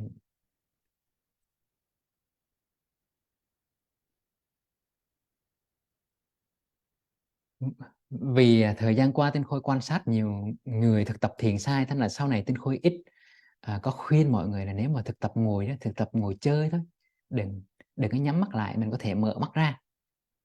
Mình mở mắt ra trong lúc mình ngồi, mà mình có thể ngồi tựa lưng vào tường, mình không cần ngồi xếp bằng, mình ngồi một cách tự nhiên, ngồi sao mà mình thấy thoải mái cũng được. Mình có thể mở mắt ra, mình nhìn ra trời ra đất đấy, nhưng mà đồng thời á, mình lại lắng nghe, mình quay tâm vào bên trong. Cái ánh cái khuôn mặt của mình mở đắc, mình tự là mình nhìn ra bên ngoài, nhưng mà lúc đó mình đưa cái sự chú ý và cảm nhận vào bên trong cơ thể của mình, và mình lắng nghe cảm nhận hơi thở của mình nó đang đi vào đi ra lúc đó. Đồng thời mình kết hợp với pháp như lý tác ý là tâm tôi thanh thản nhẹ nhàng, tôi đang ngồi chơi, tôi biết tôi đang ngồi chơi. Rồi mình đọc cái câu pháp đó xong rồi mình tiếp tục mình để ý, mình cảm nhận hơi thở của mình đang đi vào đi ra, để ý tới cái tư thế ngồi của mình. Mình ngồi trên ghế cũng được, mình ngồi trên ghế sofa cũng được, mình ngồi dựa vào tường cũng được, không nhất thiết phải ngồi thiền đó. Nhưng mà cái sự chú ý và lắng nghe vào bên trong, để cho tâm mình nó không phóng ra bên ngoài, nó không bị tưởng thức kéo về quá khứ hoặc là suy tưởng về tương lai. Và mình để ý tới hơi thở, nắm lấy hơi thở, kết hợp với phương pháp như lý tác ý để dẫn tâm về. Cứ thỉnh thoảng một lúc thì mình lại như lý tác ý để dẫn tâm về. Nếu mà mở mắt ra, cái gọi là phương pháp ngồi chơi đó, ngồi chơi trong chánh niệm đó. Đó là mình ngồi thiền rồi đó, không cần phải nhất thiết phải ngồi thiền đâu. Không. Rồi, mình vào cái đề tài chính của ngày hôm nay, đó là cái tác dụng vai trò tiếp theo của như lý tác ý, đó là gì nè? Đó là chế tác hạnh phúc. Trong kinh Pháp Cú, Phật có dạy là ý dẫn đầu các pháp, ý làm chủ, ý tạo. Nếu với ý ô nhiễm, nói lên hay hành động, an lạc bước theo sau như bóng không rời hình. Ý đây là ý thức, thưa mọi người. Ý dẫn đầu các pháp, ý làm chủ, ý tạo. Nếu với ý thanh tịnh, tức là nếu mà với ý thức của mình nó thanh tịnh, với chánh niệm đó, mình nói lên hay hành động thì an lạc, hạnh phúc bước theo sau như bóng không rời hình. Tức là cái ý mình mà nó thanh tịnh, nó chánh niệm, nó tỉnh thức đó, thì an lạc này nó đi theo sau mình như bóng không rời hình. Mọi người thấy cái vai trò quan trọng của ý thức chưa? Ý thức nó làm chủ, nó tạo tác, nó dẫn đầu các pháp. Thành ra ý thức lực nó quan trọng ở chỗ đó. Thành ra cái vai trò tiếp theo của như lý tác ý là mình dùng như lý tác ý để mình chế tác chánh niệm, mình chế tác cái hạnh phúc. Tại vì chúng ta cứ luôn hướng tâm ra bên ngoài để mong cầu một cái điều kiện hạnh phúc nào đó nó đến với mình. Chúng ta cứ chờ đợi, và có thể 30 năm, 40 năm, 50 năm qua chúng ta chưa bao giờ có một cảm giác hạnh phúc, tại vì tâm ta vẫn còn rong ruổi, vẫn hướng về tương lai để chờ đợi một cái gì đó. Nhưng mọi người quên rằng đời này vô thường lắm. Mình sống hôm nay nhưng mà đâu biết ngày mai, có thể ngày mai mình chết, mình gặp một cái tai nạn là mình chết, mình bị một cái cơn dịch bệnh, nhưng mà cơn dịch bệnh Covid vừa rồi đó mình chết.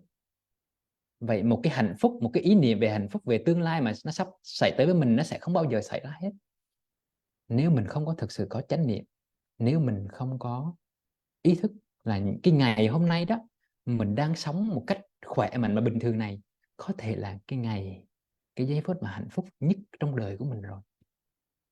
Thành ra thôi rong ruổi, thôi tìm cầu những cái điều kiện hạnh phúc trong tương lai. Cố nhiên là một con người mình có quyền ước vọng, mình có quyền có cầu tiến, nhưng đừng chà đạp lên những cái gì mình đang có để rồi đánh mất những cái hạnh phúc của mình đang có ngay trong giây phút hiện tại này. Hiện tại mình đang có ba có mẹ bên cạnh mình, đó là một điều kiện của hạnh phúc. Đừng đợi ba mẹ mình nằm trong hòm rồi mình mới khóc than rằng mình đã không có mặt cho ba cho mẹ. Cả đời mình chỉ biết rong ruổi ra bên ngoài.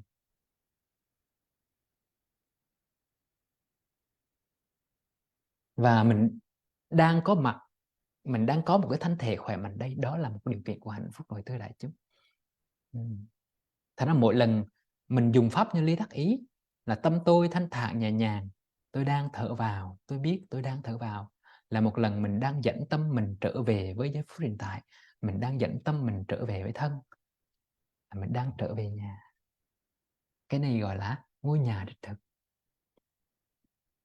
Và cái cảm giác của một người con mà lâu nay rong ruổi về quá khứ, về tương lai, một cảm giác của một người đi hoang, của một người cùng tử đó, một người đi lạc đó, mà cái giây phút mà được trở về nhà là giây phút đó, là giây phút của đoàn tụ, của hạnh phúc, thưa đại chúng. Thành ra sư ông làng Mai hay nói là con đã về, con đã tới. Đã về đã tới là gì? Là câu pháp như lý tác ý để nhắc mình đó. Thành ra sư ông cứ cứ nói là mỗi lần ngồi thiền hay đi thiền hành, con hãy đọc cái câu này này: đã về đã tới, con đã về con đã tới. Sau lưng chị Phương Thùy đang có một cái câu thư pháp của sư ông là con đã về con đã tới. Đó không phải là một lời tuyên bố suông, mà đó là một sự thực tập trở về, đưa tâm trở về với giây phút hiện tại, đưa tâm trở về với thân.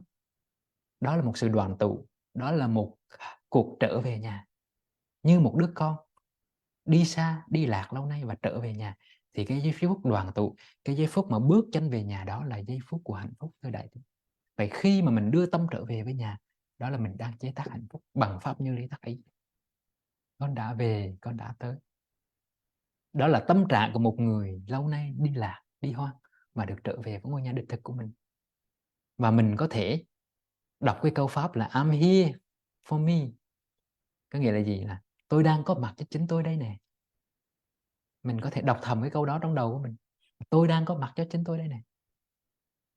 Tại vì có thể lâu nay mình có mặt cho ai không à, chứ mình không có mặt cho chính bản thân mình. Nhưng mà thưa đại chúng, sư ông dạy rồi, khi mình thương yêu một ai đó thì mình phải có mặt cho người đó.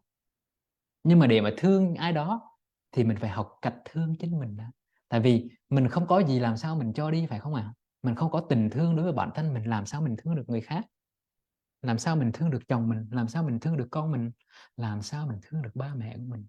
Có chăng đó là sự cố gắng, và sự cố gắng, sự chịu đựng đó một ngày nào đó nó sẽ kiệt quệ, phải không? Tại vì mình không có đủ tình thương đối với bản thân mình, mà làm sao mình có cái để mình cho đi.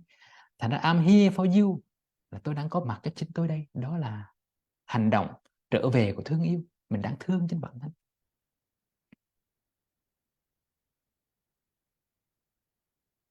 Và I have enough. I have enough là tôi có đủ rồi. Tức là một lời khẳng định rằng tôi không còn mong cầu nhiều nữa. Có thêm thì tốt, mà không có thì tôi cũng chẳng mong cầu. Tôi thấy đủ rồi. Tôi có một ngôi nhà để ngủ, có một mái ấm gia đình, có chồng có vợ để yêu thương là đủ rồi. Tôi còn ba còn mẹ là tôi đủ rồi. Tôi đang có một thân thể lành lặn và khỏe mạnh là tôi đủ rồi. Tâm tôi dừng lại sự đi hoang, sự mong cầu về tương lai, là I have enough. Những cái gì mình mong cầu ngày xưa á, có thể bây giờ mình đã có rồi nhưng mà mình quên, tại vì mình quen cái thói quen rong ruổi về tương lai, mình không có chánh niệm. Thành ra sư ông có viết một cái tấm thư pháp để treo cho mọi người, treo trong nhà là I have enough, là con có đủ rồi, để nhắc nhở mọi người thực tập đó. Thành ra các cái câu pháp của làng Mai nó có công dụng là nhắc nhở mọi người thực tập, nó chính là câu pháp như lý đắc ý đó. Con có đủ rồi, sư ông nhắc mình là con có đủ rồi đó, đừng có rong ruổi nữa.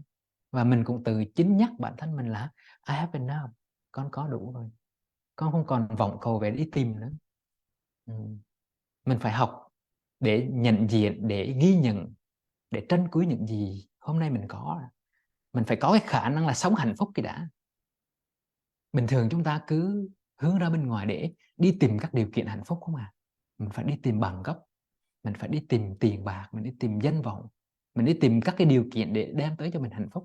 Nhưng rồi dù có rồi mình cũng hạnh phúc có một lúc thôi, hoặc vài ngày xong rồi mình quên. Có thể mình hy sinh sức khỏe, tinh thần của mình để mua cho được một chiếc xe ô tô, thưa đại chúng, để mình hạnh phúc, nhưng rồi mình vui được mấy ngày. Mọi người thử đi, mình nhìn vào đời sống mình mới thấy, cái lúc mà mình chưa có ô tô mình háo hức lắm, mình có thể cày ngày cày đêm là mình mua cho được một chiếc ô tô. Nhưng mà có ô tô rồi mình hạnh phúc được mấy ngày, sau đó cái cảm giác lờn đó nó có mặt và mình không còn hạnh phúc nữa. Ừ. Nhưng mà mình không nhớ rằng cái ngày mà mình còn đi xe đạp cà tịch cà tang á, và so với cái giây phút mà mình đi ô tô ngày hôm nay, rồi là mình đang sống trong cõi thiên cõi trời đó, sống hạnh phúc đó. Nhưng mình quên. Thành ra câu mà I have enough đó chính là một cái lời khẳng định là con đang có đủ hạnh phúc. Ừ. Hoặc là một cái câu pháp khác mà sư ông hay dạy là this is a happy moment, tức là đây là giây phút hạnh phúc. Đây là câu linh chú thứ 5. Nếu mà ai đã từng học pháp môn làng Mai thì đây là câu linh chú thứ 5 mà sư ông dạy cho đệ tử là đây là giây phút hạnh phúc. Cái giây phút mà vợ chồng con cái đang có mặt ăn cơm trên bàn thì mình có thể đọc thầm câu pháp trong đầu là đây là giây phút hạnh phúc. Mình có thể đọc thầm trong đầu mình để mình ghi nhận cái giây phút đầm ấm đó, nơi cái giờ phút mà có chồng có vợ có con đang có mặt đầy đủ. Tại vì mai đây khi mình lớn lên rồi, mình già đi, con mình cũng có gia đình riêng, nó phải đi làm ăn xa, hay là con mình lấy chồng xa, thì cái giây phút đoàn tụ đó nó không còn nữa. Thành ra đây là giây phút hạnh phúc, là cái câu pháp mà mình đang nuôi dưỡng cái hạnh phúc, đang nuôi dưỡng cái sự có mặt, đang biết trân quý những gì mình đang có. Đối với những người lớn tuổi thì sư ông có tặng cho họ một cái câu pháp là con trân quý những tháng năm còn lại, hạnh phúc cười trên bước đường con đi. Ừ. Dù mình 30 tuổi 40 tuổi mình cũng có thể đọc cái câu pháp này là con trân quý tháng năm còn lại, hạnh phúc cười trên bước đường con đi. Tại vì ai chắc là chúng ta sẽ sống thêm 30 năm 40 năm nữa, thưa mọi người. Có thể có mặt hôm nay nhưng mà ngày mai chưa chắc. Thành ra mình sống, mình trân quý những tháng năm còn lại của mình đi. Mình biết trân trọng những gì mình đang có. Ha, đó là mình chế tác hạnh phúc đó. Khi mà mình chế tác hạnh phúc, mình có hạnh phúc rồi đó, mình là một con người hạnh phúc rồi. Thành ra một người đẹp á, người ta nói the most beautiful one is the happy person. Tức là một người đẹp là một người hạnh phúc, thưa đại chúng, chứ không phải là một người đi phẫu thuật thẩm mỹ để nâng chỉnh mày rồi nâng mũi cho đủ các cái tiêu chuẩn vàng thì một người đó mới gọi là người đẹp không. Tại vì nếu người đó mà có một tâm trạng đau buồn, buồn khổ, người đó hay giận hờn, người đó hay ganh tị hay đố kỵ, thì tỷ lệ vàng trên khuôn mặt của người đó nó cũng chả có ý nghĩa gì, tại vì người đó chỉ có cái vẻ bề ngoài thôi. Thành ra người Việt mình mới hay nói với nhau là gì hả? Tốt gỗ hơn tốt nước sơn, phải không? Ừ. Ừ. Thành ra, hạnh phúc là khả năng, nó là kỹ năng sống hạnh phúc là nằm ở chỗ đó. Sư ông mới có một cái câu là hạnh phúc là con đường. Hạnh phúc là con đường. Hạnh phúc là động từ mà, động từ hạnh phúc. là mình phải dùng pháp như lý tác ý để mình chế tác hạnh phúc. Không có con đường đưa tới hạnh phúc chính là con đường. Không có con đường đưa tới hạnh phúc chính là con đường. Vậy mình dùng pháp như lý tác ý để mình chế tác hạnh phúc ngay trong đời sống hàng ngày của mình. Thì khi mà mình có đầy đủ hạnh phúc rồi thì chính hạnh phúc đó mình mới san sẻ được với người khác. Và cái san sẻ đó có thể thể hiện bằng một cái ôm. Khi mình ôm ba, ôm mẹ, ôm con của mình đó, mình có thể đọc thầm trong đầu là: bố ơi, mẹ ơi, con biết bố hay mẹ đang còn đó, con rất hạnh phúc. Mình ôm ba, ôm mẹ trong lòng, mà mình đọc thầm cái câu đó trong lòng của mình, là hạnh phúc mình nó nhân lên gấp bội đó, gấp bội. Cái đó gọi là chế tác hạnh phúc đó, thưa đại đó. Hạnh phúc chưa sanh thì làm cho nó sanh khởi. Đức Phật dạy mà, như lý tác ý là hạnh phúc chưa sanh khởi thì làm cho nó sanh khởi. Nhưng mà nếu nó đã sanh khởi rồi thì mình lại đọc tiếp câu pháp như vậy để làm cho hạnh phúc nó mạnh hơn, nó lớn hơn nữa, làm cho nó tăng trưởng hơn nữa. Hoặc là bố hay mẹ của mình đã mất rồi đó, thì những lúc mình ngồi thiền đó, mình có thể đọc thầm cái câu pháp là: bố ơi, mẹ ơi, con đang ngồi thiền cho bố hay mẹ đây. Tại vì cả cuộc đời bố với mẹ của mình có thể vất vả cả một cuộc đời để nuôi mình lớn khôn, nuôi lớn mình ăn học. Bố và mẹ của mình chưa bao giờ có một lần, có một giây phút ngồi thật yên như ngày hôm nay mình ngồi. Tại khi mà mình ngồi thì mình đọc cái câu pháp đó trong đầu, là niềm biết ơn và hạnh phúc mình nó dâng trào. Tại vì mình biết bố mẹ mình đã khổ cả một cuộc đời rồi, và mình đang ngồi thiền cho bố hay mẹ của mình đó. Hoặc là mình có những đứa con mà mình thương yêu con mình cũng vậy. Cái món quà lớn nhất của con mình không phải là mình chỉ đi làm, mình cày ngày cày đêm để nuôi con mình ăn học. Thưa đại chúng, không phải, không hoàn toàn. Tại vì về đời sống vật chất cần rồi, nhưng mà đời sống tinh thần nó cũng cần. Nhiều lúc đứa con của mình nó chỉ cần sự có mặt của mẹ thôi, hoặc những đứa con nó chỉ cần sự có mặt của bố thôi. Cái ngày sinh nhật của nó không cần những cái gì sang trọng xa hoa đâu, nó chỉ cần sự có mặt của bố và mẹ thôi. Thành ra những cái anh chị doanh nhân nào, những anh chị nào mà chỉ biết lao ra ngoài cày ngày cày đêm mà không có mặt và thời gian cho con đó, thì đứa con đó nó đang thiếu tình thương, nó đang thiếu sự có mặt của mình. Thành ra sư ông mới dạy là cái món quà lớn nhất mà chúng ta trao tặng cho người chúng ta thương, đó là sự có mặt của chúng ta, thưa đại chúng. Thành ra khi mà mình đọc câu pháp là con ơi, bố đang có mặt cho con đây, đó là món quà mình trao tặng cho con của mình đó. Nhưng mà cố như mình đi công tác ở đâu xa về thì có một món quà đặc sản ở địa phương nào đó đem về thì nó vui hơn. Chứ mà về là con hỏi bố ơi, quà của con đâu, mình chỉ nói là sự có mặt của bố là quà của con, thì đúng rồi, thì cũng đúng. Nhưng mà nếu được kèm thêm món quà thì nó hấp dẫn hơn, phải không thưa đại chúng? Tại con mà thích quà không? Ừ. Có thể vợ mình là không thích quà, nhưng mà con mình nó thích quà, phải không? Thì mình mua món quà tặng con. Cố nhiên thì đó là mình kèm theo, nhưng mà phải nói là sự có mặt của mình nó chính là món quà dành cho con của mình rồi. Con ơi, bố đang có mặt cho con đây. Nên Khôi thấy nhiều ông bố bà mẹ, à, tại vì ám ảnh tuổi thơ nghèo đói đó, thành ra lớn lên có chồng có con rồi cứ lo cày, cuối cùng bỏ rơi đứa con. Sau này đứa con đó, nó đâu có ai nó chơi, nó đâu có biết học từ mẹ cái gì đâu, cuối cùng nó học từ bà vú. Mà bà vú á, thì phần lớn là những người lao công. Nói đây không phải là mình để kỳ thị, nhưng mà để mình nhận diện thực tại là bà vú thì nhiều lúc cũng đâu có học hành nhiều, nhận thức cũng đâu có nhiều, thì cuối cùng dạy con mình những cái mà lâu này khi mà mình nhìn lại mình mới té ngựa đó, té ra con mình nó học những cái thói hư tật xấu từ ai á, không phải từ mình. Tại vì sao? Tại vì mình bận quá, mình đâu có thời gian để trao truyền những cái giá trị đạo đức tốt đẹp của ông bà cha mẹ mình lại cho con mình đâu. Mà để rồi con mình không có thời gian cho con mình, thì con mình nó phải cần thức ăn chứ, nó phải nuôi dưỡng nó. Thì nó học từ bà vú, nó học từ bạn bè của nó học từ thầy cô của nó. Thành ra thế hệ trẻ mà có hư á, thưa đại chúng, nó không phải chỉ là vấn đề của thầy cô giáo mà còn là vấn đề của cha mẹ nữa, phải không? Thật ra các em học sinh mà nó có hư, nó có chưa ngoan á, thì đừng có đổ lỗi cho ai hết, có mình trong đó hết á. cha mẹ có trách nhiệm, thầy cô có trách nhiệm, xã hội có trách nhiệm, ông bà có trách nhiệm. Tại vì thế hệ trẻ, các em nó là sáng tạo phẩm của chúng ta. Xã hội có trách nhiệm.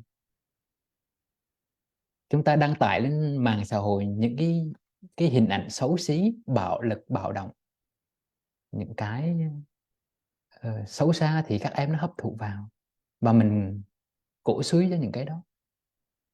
Mình cho những cái giá trị à, những cái giá trị à, tầm thường nó lên ngôi, thì các em nó bị nhiễm từ cái đó. Thật ra chúng ta đừng có đổ lỗi các cái thế hệ tương lai. Chúng ta có lỗi. Tinh Khôi cũng có lỗi. Tinh Khôi xin nhận lỗi, và Tinh Khôi đang tu tập, và Tinh Khôi đang cố gắng để lan tỏa những cái phương pháp thực tập này để Tinh Khôi sửa lỗi của chính mình. Tại vì những cái gì tiêu cực của xã hội thì Tinh Khôi có góp phần ở trong đó. Một suy nghĩ tiêu cực thôi cũng đã góp phần vào năng lượng tiêu cực của xã hội rồi, chứ đừng nói là một hành động hút thuốc, hành động đánh đập ai đó, đó là một đóng góp tiêu cực vào xã hội rồi, thưa mọi người. Thì các em học sinh, các thế hệ trẻ nó nhìn vào mình, nó bắt chước chứ sao. Phải thấy thôi, phải thấy như vậy, để rồi không đổ lỗi cho ai, để rồi không lên án ai, để rồi thương cho tất cả, để trái tim mình rộng mở ra, thưa mọi người. Thì đó mới là trái tim của một người tỉnh thức, là thấy tất cả, là mắt thương nhìn đời bằng mắt thương, là như vậy. Và tác dụng tiếp theo là như lý tác ý là gì? Là chế tác lòng biết ơn. Chế tác lòng biết ơn là chúng ta biết ơn chính mình.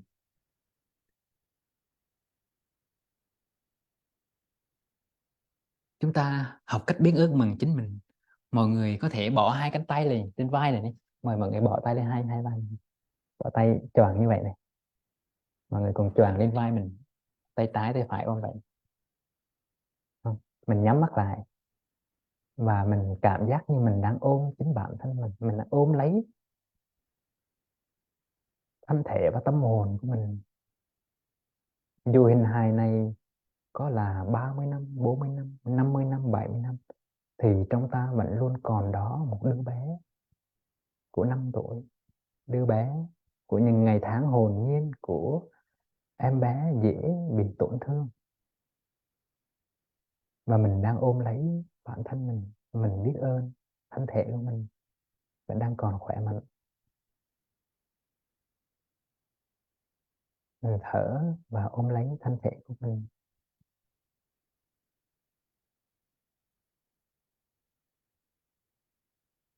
Cảm ơn đại chúng. Đó, một cái ôm dịu dàng là mình đang ôm lấy bản thân mình, là mình đang biết ơn cơ thể của mình. Và khi mình đưa tâm trở về với thân mình giống như là nếu mà lúc nãy ai đang ngồi thiền với lớp từ ban đầu, mình thấy là mỗi lần mình đưa tâm, mình ý thức về trái tim, về buồng phổi, mình đều gửi lòng biết ơn tới trái tim nhất. Tại vì trái tim mà mình ngừng đập thì mình không còn sống nữa, và mình biết ơn buồng phổi của mình, nó đang làm việc ngày đêm để đưa dưỡng khí vào, nuôi dưỡng cơ thể của mình. Mình trong đời sống hàng ngày mình có thể đọc thầm cái câu pháp là lá gan ơi, tôi biết ơn em đã giúp tôi thải độc nhé. Hoặc là bao tử ơi, tôi biết ơn em đã vất vả những lúc tôi ăn no và nặng nề, thương lắm. Mình đang trở về, và mình đọc một câu pháp để mình tỏ lộ cái lòng biết ơn của mình đối với cơ thể của mình, đối với bao tử của mình.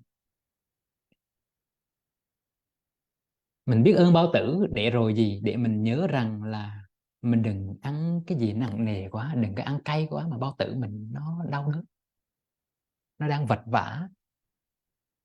Mình biết ơn lá gan của mình để rồi mình nhớ rằng mình đừng tiêu thụ những cái sản phẩm gì như là rượu bia nhiều quá mà lá gan của mình nó làm việc một cách đau đớn. Mình đang hành hạ lá gan của mình.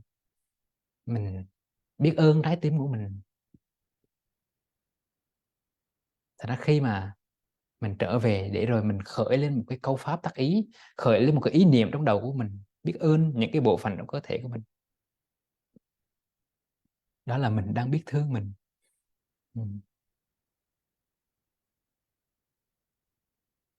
Khi mà mình học cách biết ơn chính bản thân mình rồi đó, biết ơn cơ thể của mình đó, thì mình mới biết ơn được người khác. Tại vì chính cái thân mình đấy mà mình còn chưa biết ơn nữa mà, không? Thành ra bây giờ mình phải học thêm một cái nữa là mình phải biết ơn người khác, biết ơn cha mẹ.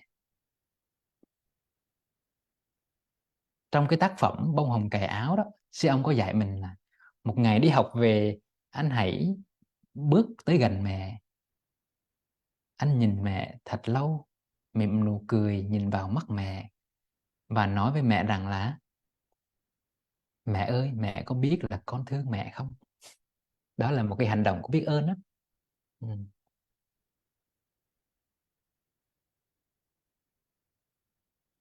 Không biết có cái chị Đinh Thị Quế vẽ gì lên trên màn hình của thầy dạy.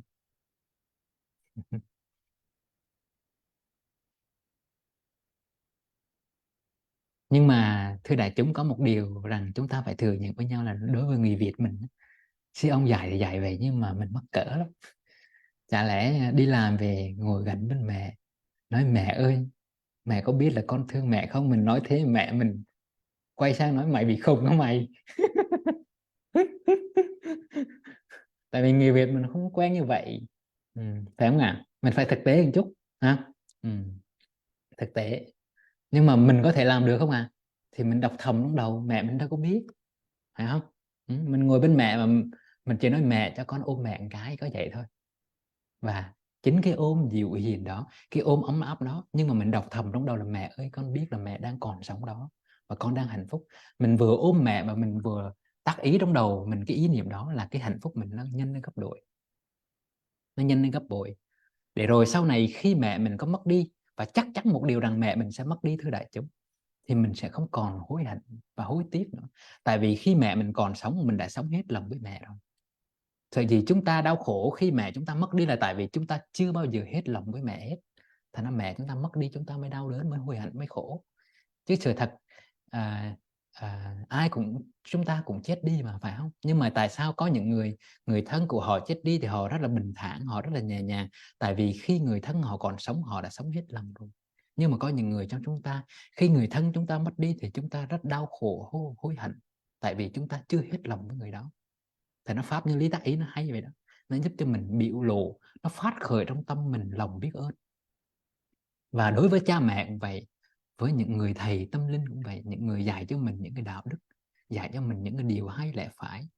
Và những thầy cô giáo ở đời cũng vậy, những thầy cô dạy cho mình từng con chữ, tập cho mình từng nét chữ, sửa cho mình từng câu văn. Nếu mà đại chúng đưa cái phương pháp như lý tác ý về lòng biết ơn này vào trong trường học đó, thì các em nó luôn được, các em học sinh nó luôn phát khởi cái niềm biết ơn, và nó biết chế tác cái niềm biết ơn đối với thầy cô giáo.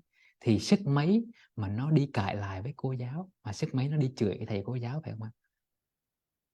Cố nhiên thầy cô giáo nào cũng có những yếu kém của họ chứ, nhưng mà khi mà lòng biết ơn của học sinh đối với thầy cô giáo nó lớn rồi đó, thì thầy cô giáo có vụng về thì các em cũng không có các cái hành xử nó trái với đạo đức xã hội. Thành ra nếu ai đây trong là giáo viên á, thì mình có thể học pháp như lý tác ý này, mình dạy cho các em về lòng biết ơn, chế tác lòng biết ơn đối với ba mẹ, đối với thầy cô giáo. Tâm mình nó hay lắm, nó giống như ánh sáng, nếu mà lòng biết ơn có mặt đó thì những cái tiêu cực, những cái hận thù, những cái giận hờn nó không có mặt. Hay không? Nó giống như đóa hoa có mặt đó, thì buồn nó sẽ giảm đi, ánh sáng có mặt thì bóng tối lùi xa. Ừ. Đó. Tại sao mình áp dụng được cái phương pháp mà lòng biết ơn này vào trong đời sống, vào trong các cái buổi học, về buổi học đạo đức hay là buổi học giáo dục công dân đó, để mình nuôi dưỡng cái lòng biết ơn trong các em. Đó là trách nhiệm của quý thầy cô giáo đâu ha. Ừ. Ai đây mà quý thầy cô giáo hoặc là làm trong ngành giáo dục đó, mình có thể áp dụng được cái phương pháp lòng biết ơn để dạy cho các em. Rồi mình biết ơn bạn bè của mình. Có những người bạn của mình, nhiều lúc mình không tâm sự được với ai thì chính bạn bè chính là người mà mình bầu bạn được. Thì mình nhắn một cái tin nhắn hoặc là một cái ôm đối với bạn mình, nhưng mà mình khởi lên trong đầu mình là tao biết ơn mày. Đó là mình nói chuyện là bạn bè với nhau, vì mày đã luôn có mặt ở đó những lúc tao buồn nhất. Mình chỉ cần nói một câu đó thì bạn bè mới là hạnh phúc thôi. Đại chúng mọi người thử đi, bây giờ mọi người rút iPhone ra đi, mọi người thử nhắn cho một người bạn nào đó đi, mà một người bạn thân của mình nhé, mình nhắn đi, à, ví dụ là bạn mình tên Hương đấy, thì mình nhắn là Hương ơi, tao cảm ơn mày vì mày luôn có mặt đó cho tao. Mọi người thử rút iPhone ra là mọi người nhắn cho bạn của mình đi, chắc chắn là bạn mình sẽ hạnh phúc cho bà coi. Tao biết ơn mày là mày luôn có mặt ở đó và luôn lắng nghe tao đó. Không, mình nhắn cho bạn mình một tin nhắn đi, đã bảo bạn mình sẽ hỏi hôm nay mày khùng hả mày, nhưng mà không sao, khùng cũng được. Cái khùng của mình mà đem lại hạnh phúc cho chính mình và cho người khác thì cái khùng đó nên có, phải không ạ? Mọi người nhắn cho bạn đi ha. Rồi đối tượng cuối cùng mà mình biết ơn đó là đất mẹ, trời cha, cây cỏ và hoa lá. Mỗi cái oxygen, một cái khí oxy mà mình đang thở vào thở ra này, nó là nhờ cây cung cấp cho mình. Những cái hạt cơm của mình đang ăn đó là những người nông dân cày cấy vất vả, dầm nắng dãi mưa ở ngoài đồng. Những trái cây mình đang ăn là những người nông dân đang làm trong rừng, ở trong trong vườn. Thì mỗi lần mình ăn, mình tiêu thụ một cái gì đó mà mình nhớ ơn tới những người khác thì lòng biết ơn mình nó càng lớn. Đó là như lý tác ý đó thưa mọi người. Mình như lý tác ý dưới dạng âm thầm cũng được, mà dưới dạng tác ý rõ rệt cũng được. Trạng thái nào cũng giúp cho mình nuôi dưỡng được cái lòng biết ơn hết. Ừ. mình mình mình hãy tưởng tượng mình lên mặt trăng á, hoặc là mình lên sao hỏa, mình có sống được không thưa mọi người? Trên đó không có sông núi, không có cây, không có cối, không có hoa có lá gì hết, mình sống được không à? Không, đúng không? Ừ. Thành ra nếu không có hoa, không có cây, không có lá thì làm sao mà sống? Thành ra mình phải biết ơn những cái thiên nhiên đó. Mà khi mà mình lòng biết ơn mình nó lớn rồi đó, thì mình sẽ không làm gì nó phá hoại thiên nhiên, không phá hoại môi trường. Mình biết cách gìn giữ môi trường. Thành ra cái lòng biết ơn này mà đưa vào xã hội, đưa vào giáo dục đó, thì thiên nhiên xã hội mới được bảo vệ. Còn không chúng ta chỉ biết chạy theo cái lợi trước mắt mà chúng ta tàn phá thiên nhiên, tàn phá rừng, tàn phá biển, có gì là cũng tàn phá hết. Mình có thể biến biến sông thành hồ cá của mình có thể biến núi thành hòn non bộ của mình được. Mình có thể tàn phá được hết, tại vì cái lòng biết ơn mình không có. Mình mình nhận nhìn được cái sự có mặt của những các cái điều kiện thiên nhiên bên ngoài là một cái điều kiện nó đang nuôi dưỡng mình. Tinh Khôi xin kết thúc bài giảng ở đây. Xin cảm ơn mọi người đã lắng nghe. À, hẹn buổi giảng tới mình sẽ được trò chuyện nhiều hơn về những đề tài khác, và có thể Tinh Khôi đang phân vân là buổi tới mình có nên có một buổi vấn đáp hay không, tại vì có thể có nhiều người có rất nhiều câu hỏi. Một là buổi tới mình có một buổi vấn đáp để cho mọi người đặt tất cả những câu hỏi và Tinh Khôi trả lời hết tất cả những câu hỏi cho mọi người. Và sau buổi đó thì mình sẽ học tiếp 7 phương pháp chuyển hóa khổ đau và phiền não do Đức Phật dạy cho mình. Và đó là vai trò như lý tác ý tiếp theo. Tức là mình mới học phần đầu của vai trò như lý tác ý là gì, đó là chế tác chánh niệm, chế tác hạnh phúc, chế tác lòng biết ơn. Còn vai trò phần 2 của như lý tác ý đó là chuyển hóa khổ đau và phiền não. Và nó phải dành ra nhiều buổi, vài buổi nữa. Thì hôm nay cũng khá muộn, thì không biết mọi người muốn đặt câu hỏi gì không, có ai đặt câu hỏi gì không?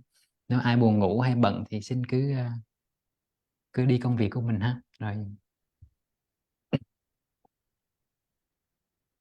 Dạ, chúng con cảm ơn những cái lời dạy của thầy hôm nay. Một chủ đề rất là hay ạ. Có ai Vâng, đặt câu hỏi gì không ạ? Ừ, ừ. xin mời mọi người đặt câu hỏi. Ai đặt câu hỏi có thể đưa tay ạ, hoặc là mở mic.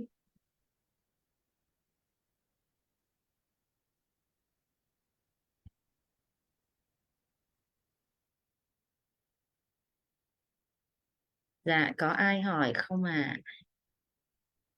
Không thấy ai đưa tay. Dạ, chắc là mọi người nghe thầy thông báo là hôm sau sẽ dành nguyên một buổi để giải đáp. Vâng, thầy giảng hay quá, biết ơn thầy. Dạ. Phương pháp như lý tác ý rất là hay đúng không cả nhà? Vậy thì chắc xin phép thầy, chúng ta sẽ kết thúc lớp ở đây. Vâng, xin chào mọi người và chúc những ai ở Việt Nam có một buổi tối thật bình yên, ngủ ngon. Ha, ai mà ở Mỹ thì xin chúc một ngày bình an và hạnh phúc. Xin chào tạm biệt mọi người ha. Dạ, chúng con chào thầy. Xin cảm ơn quý vị.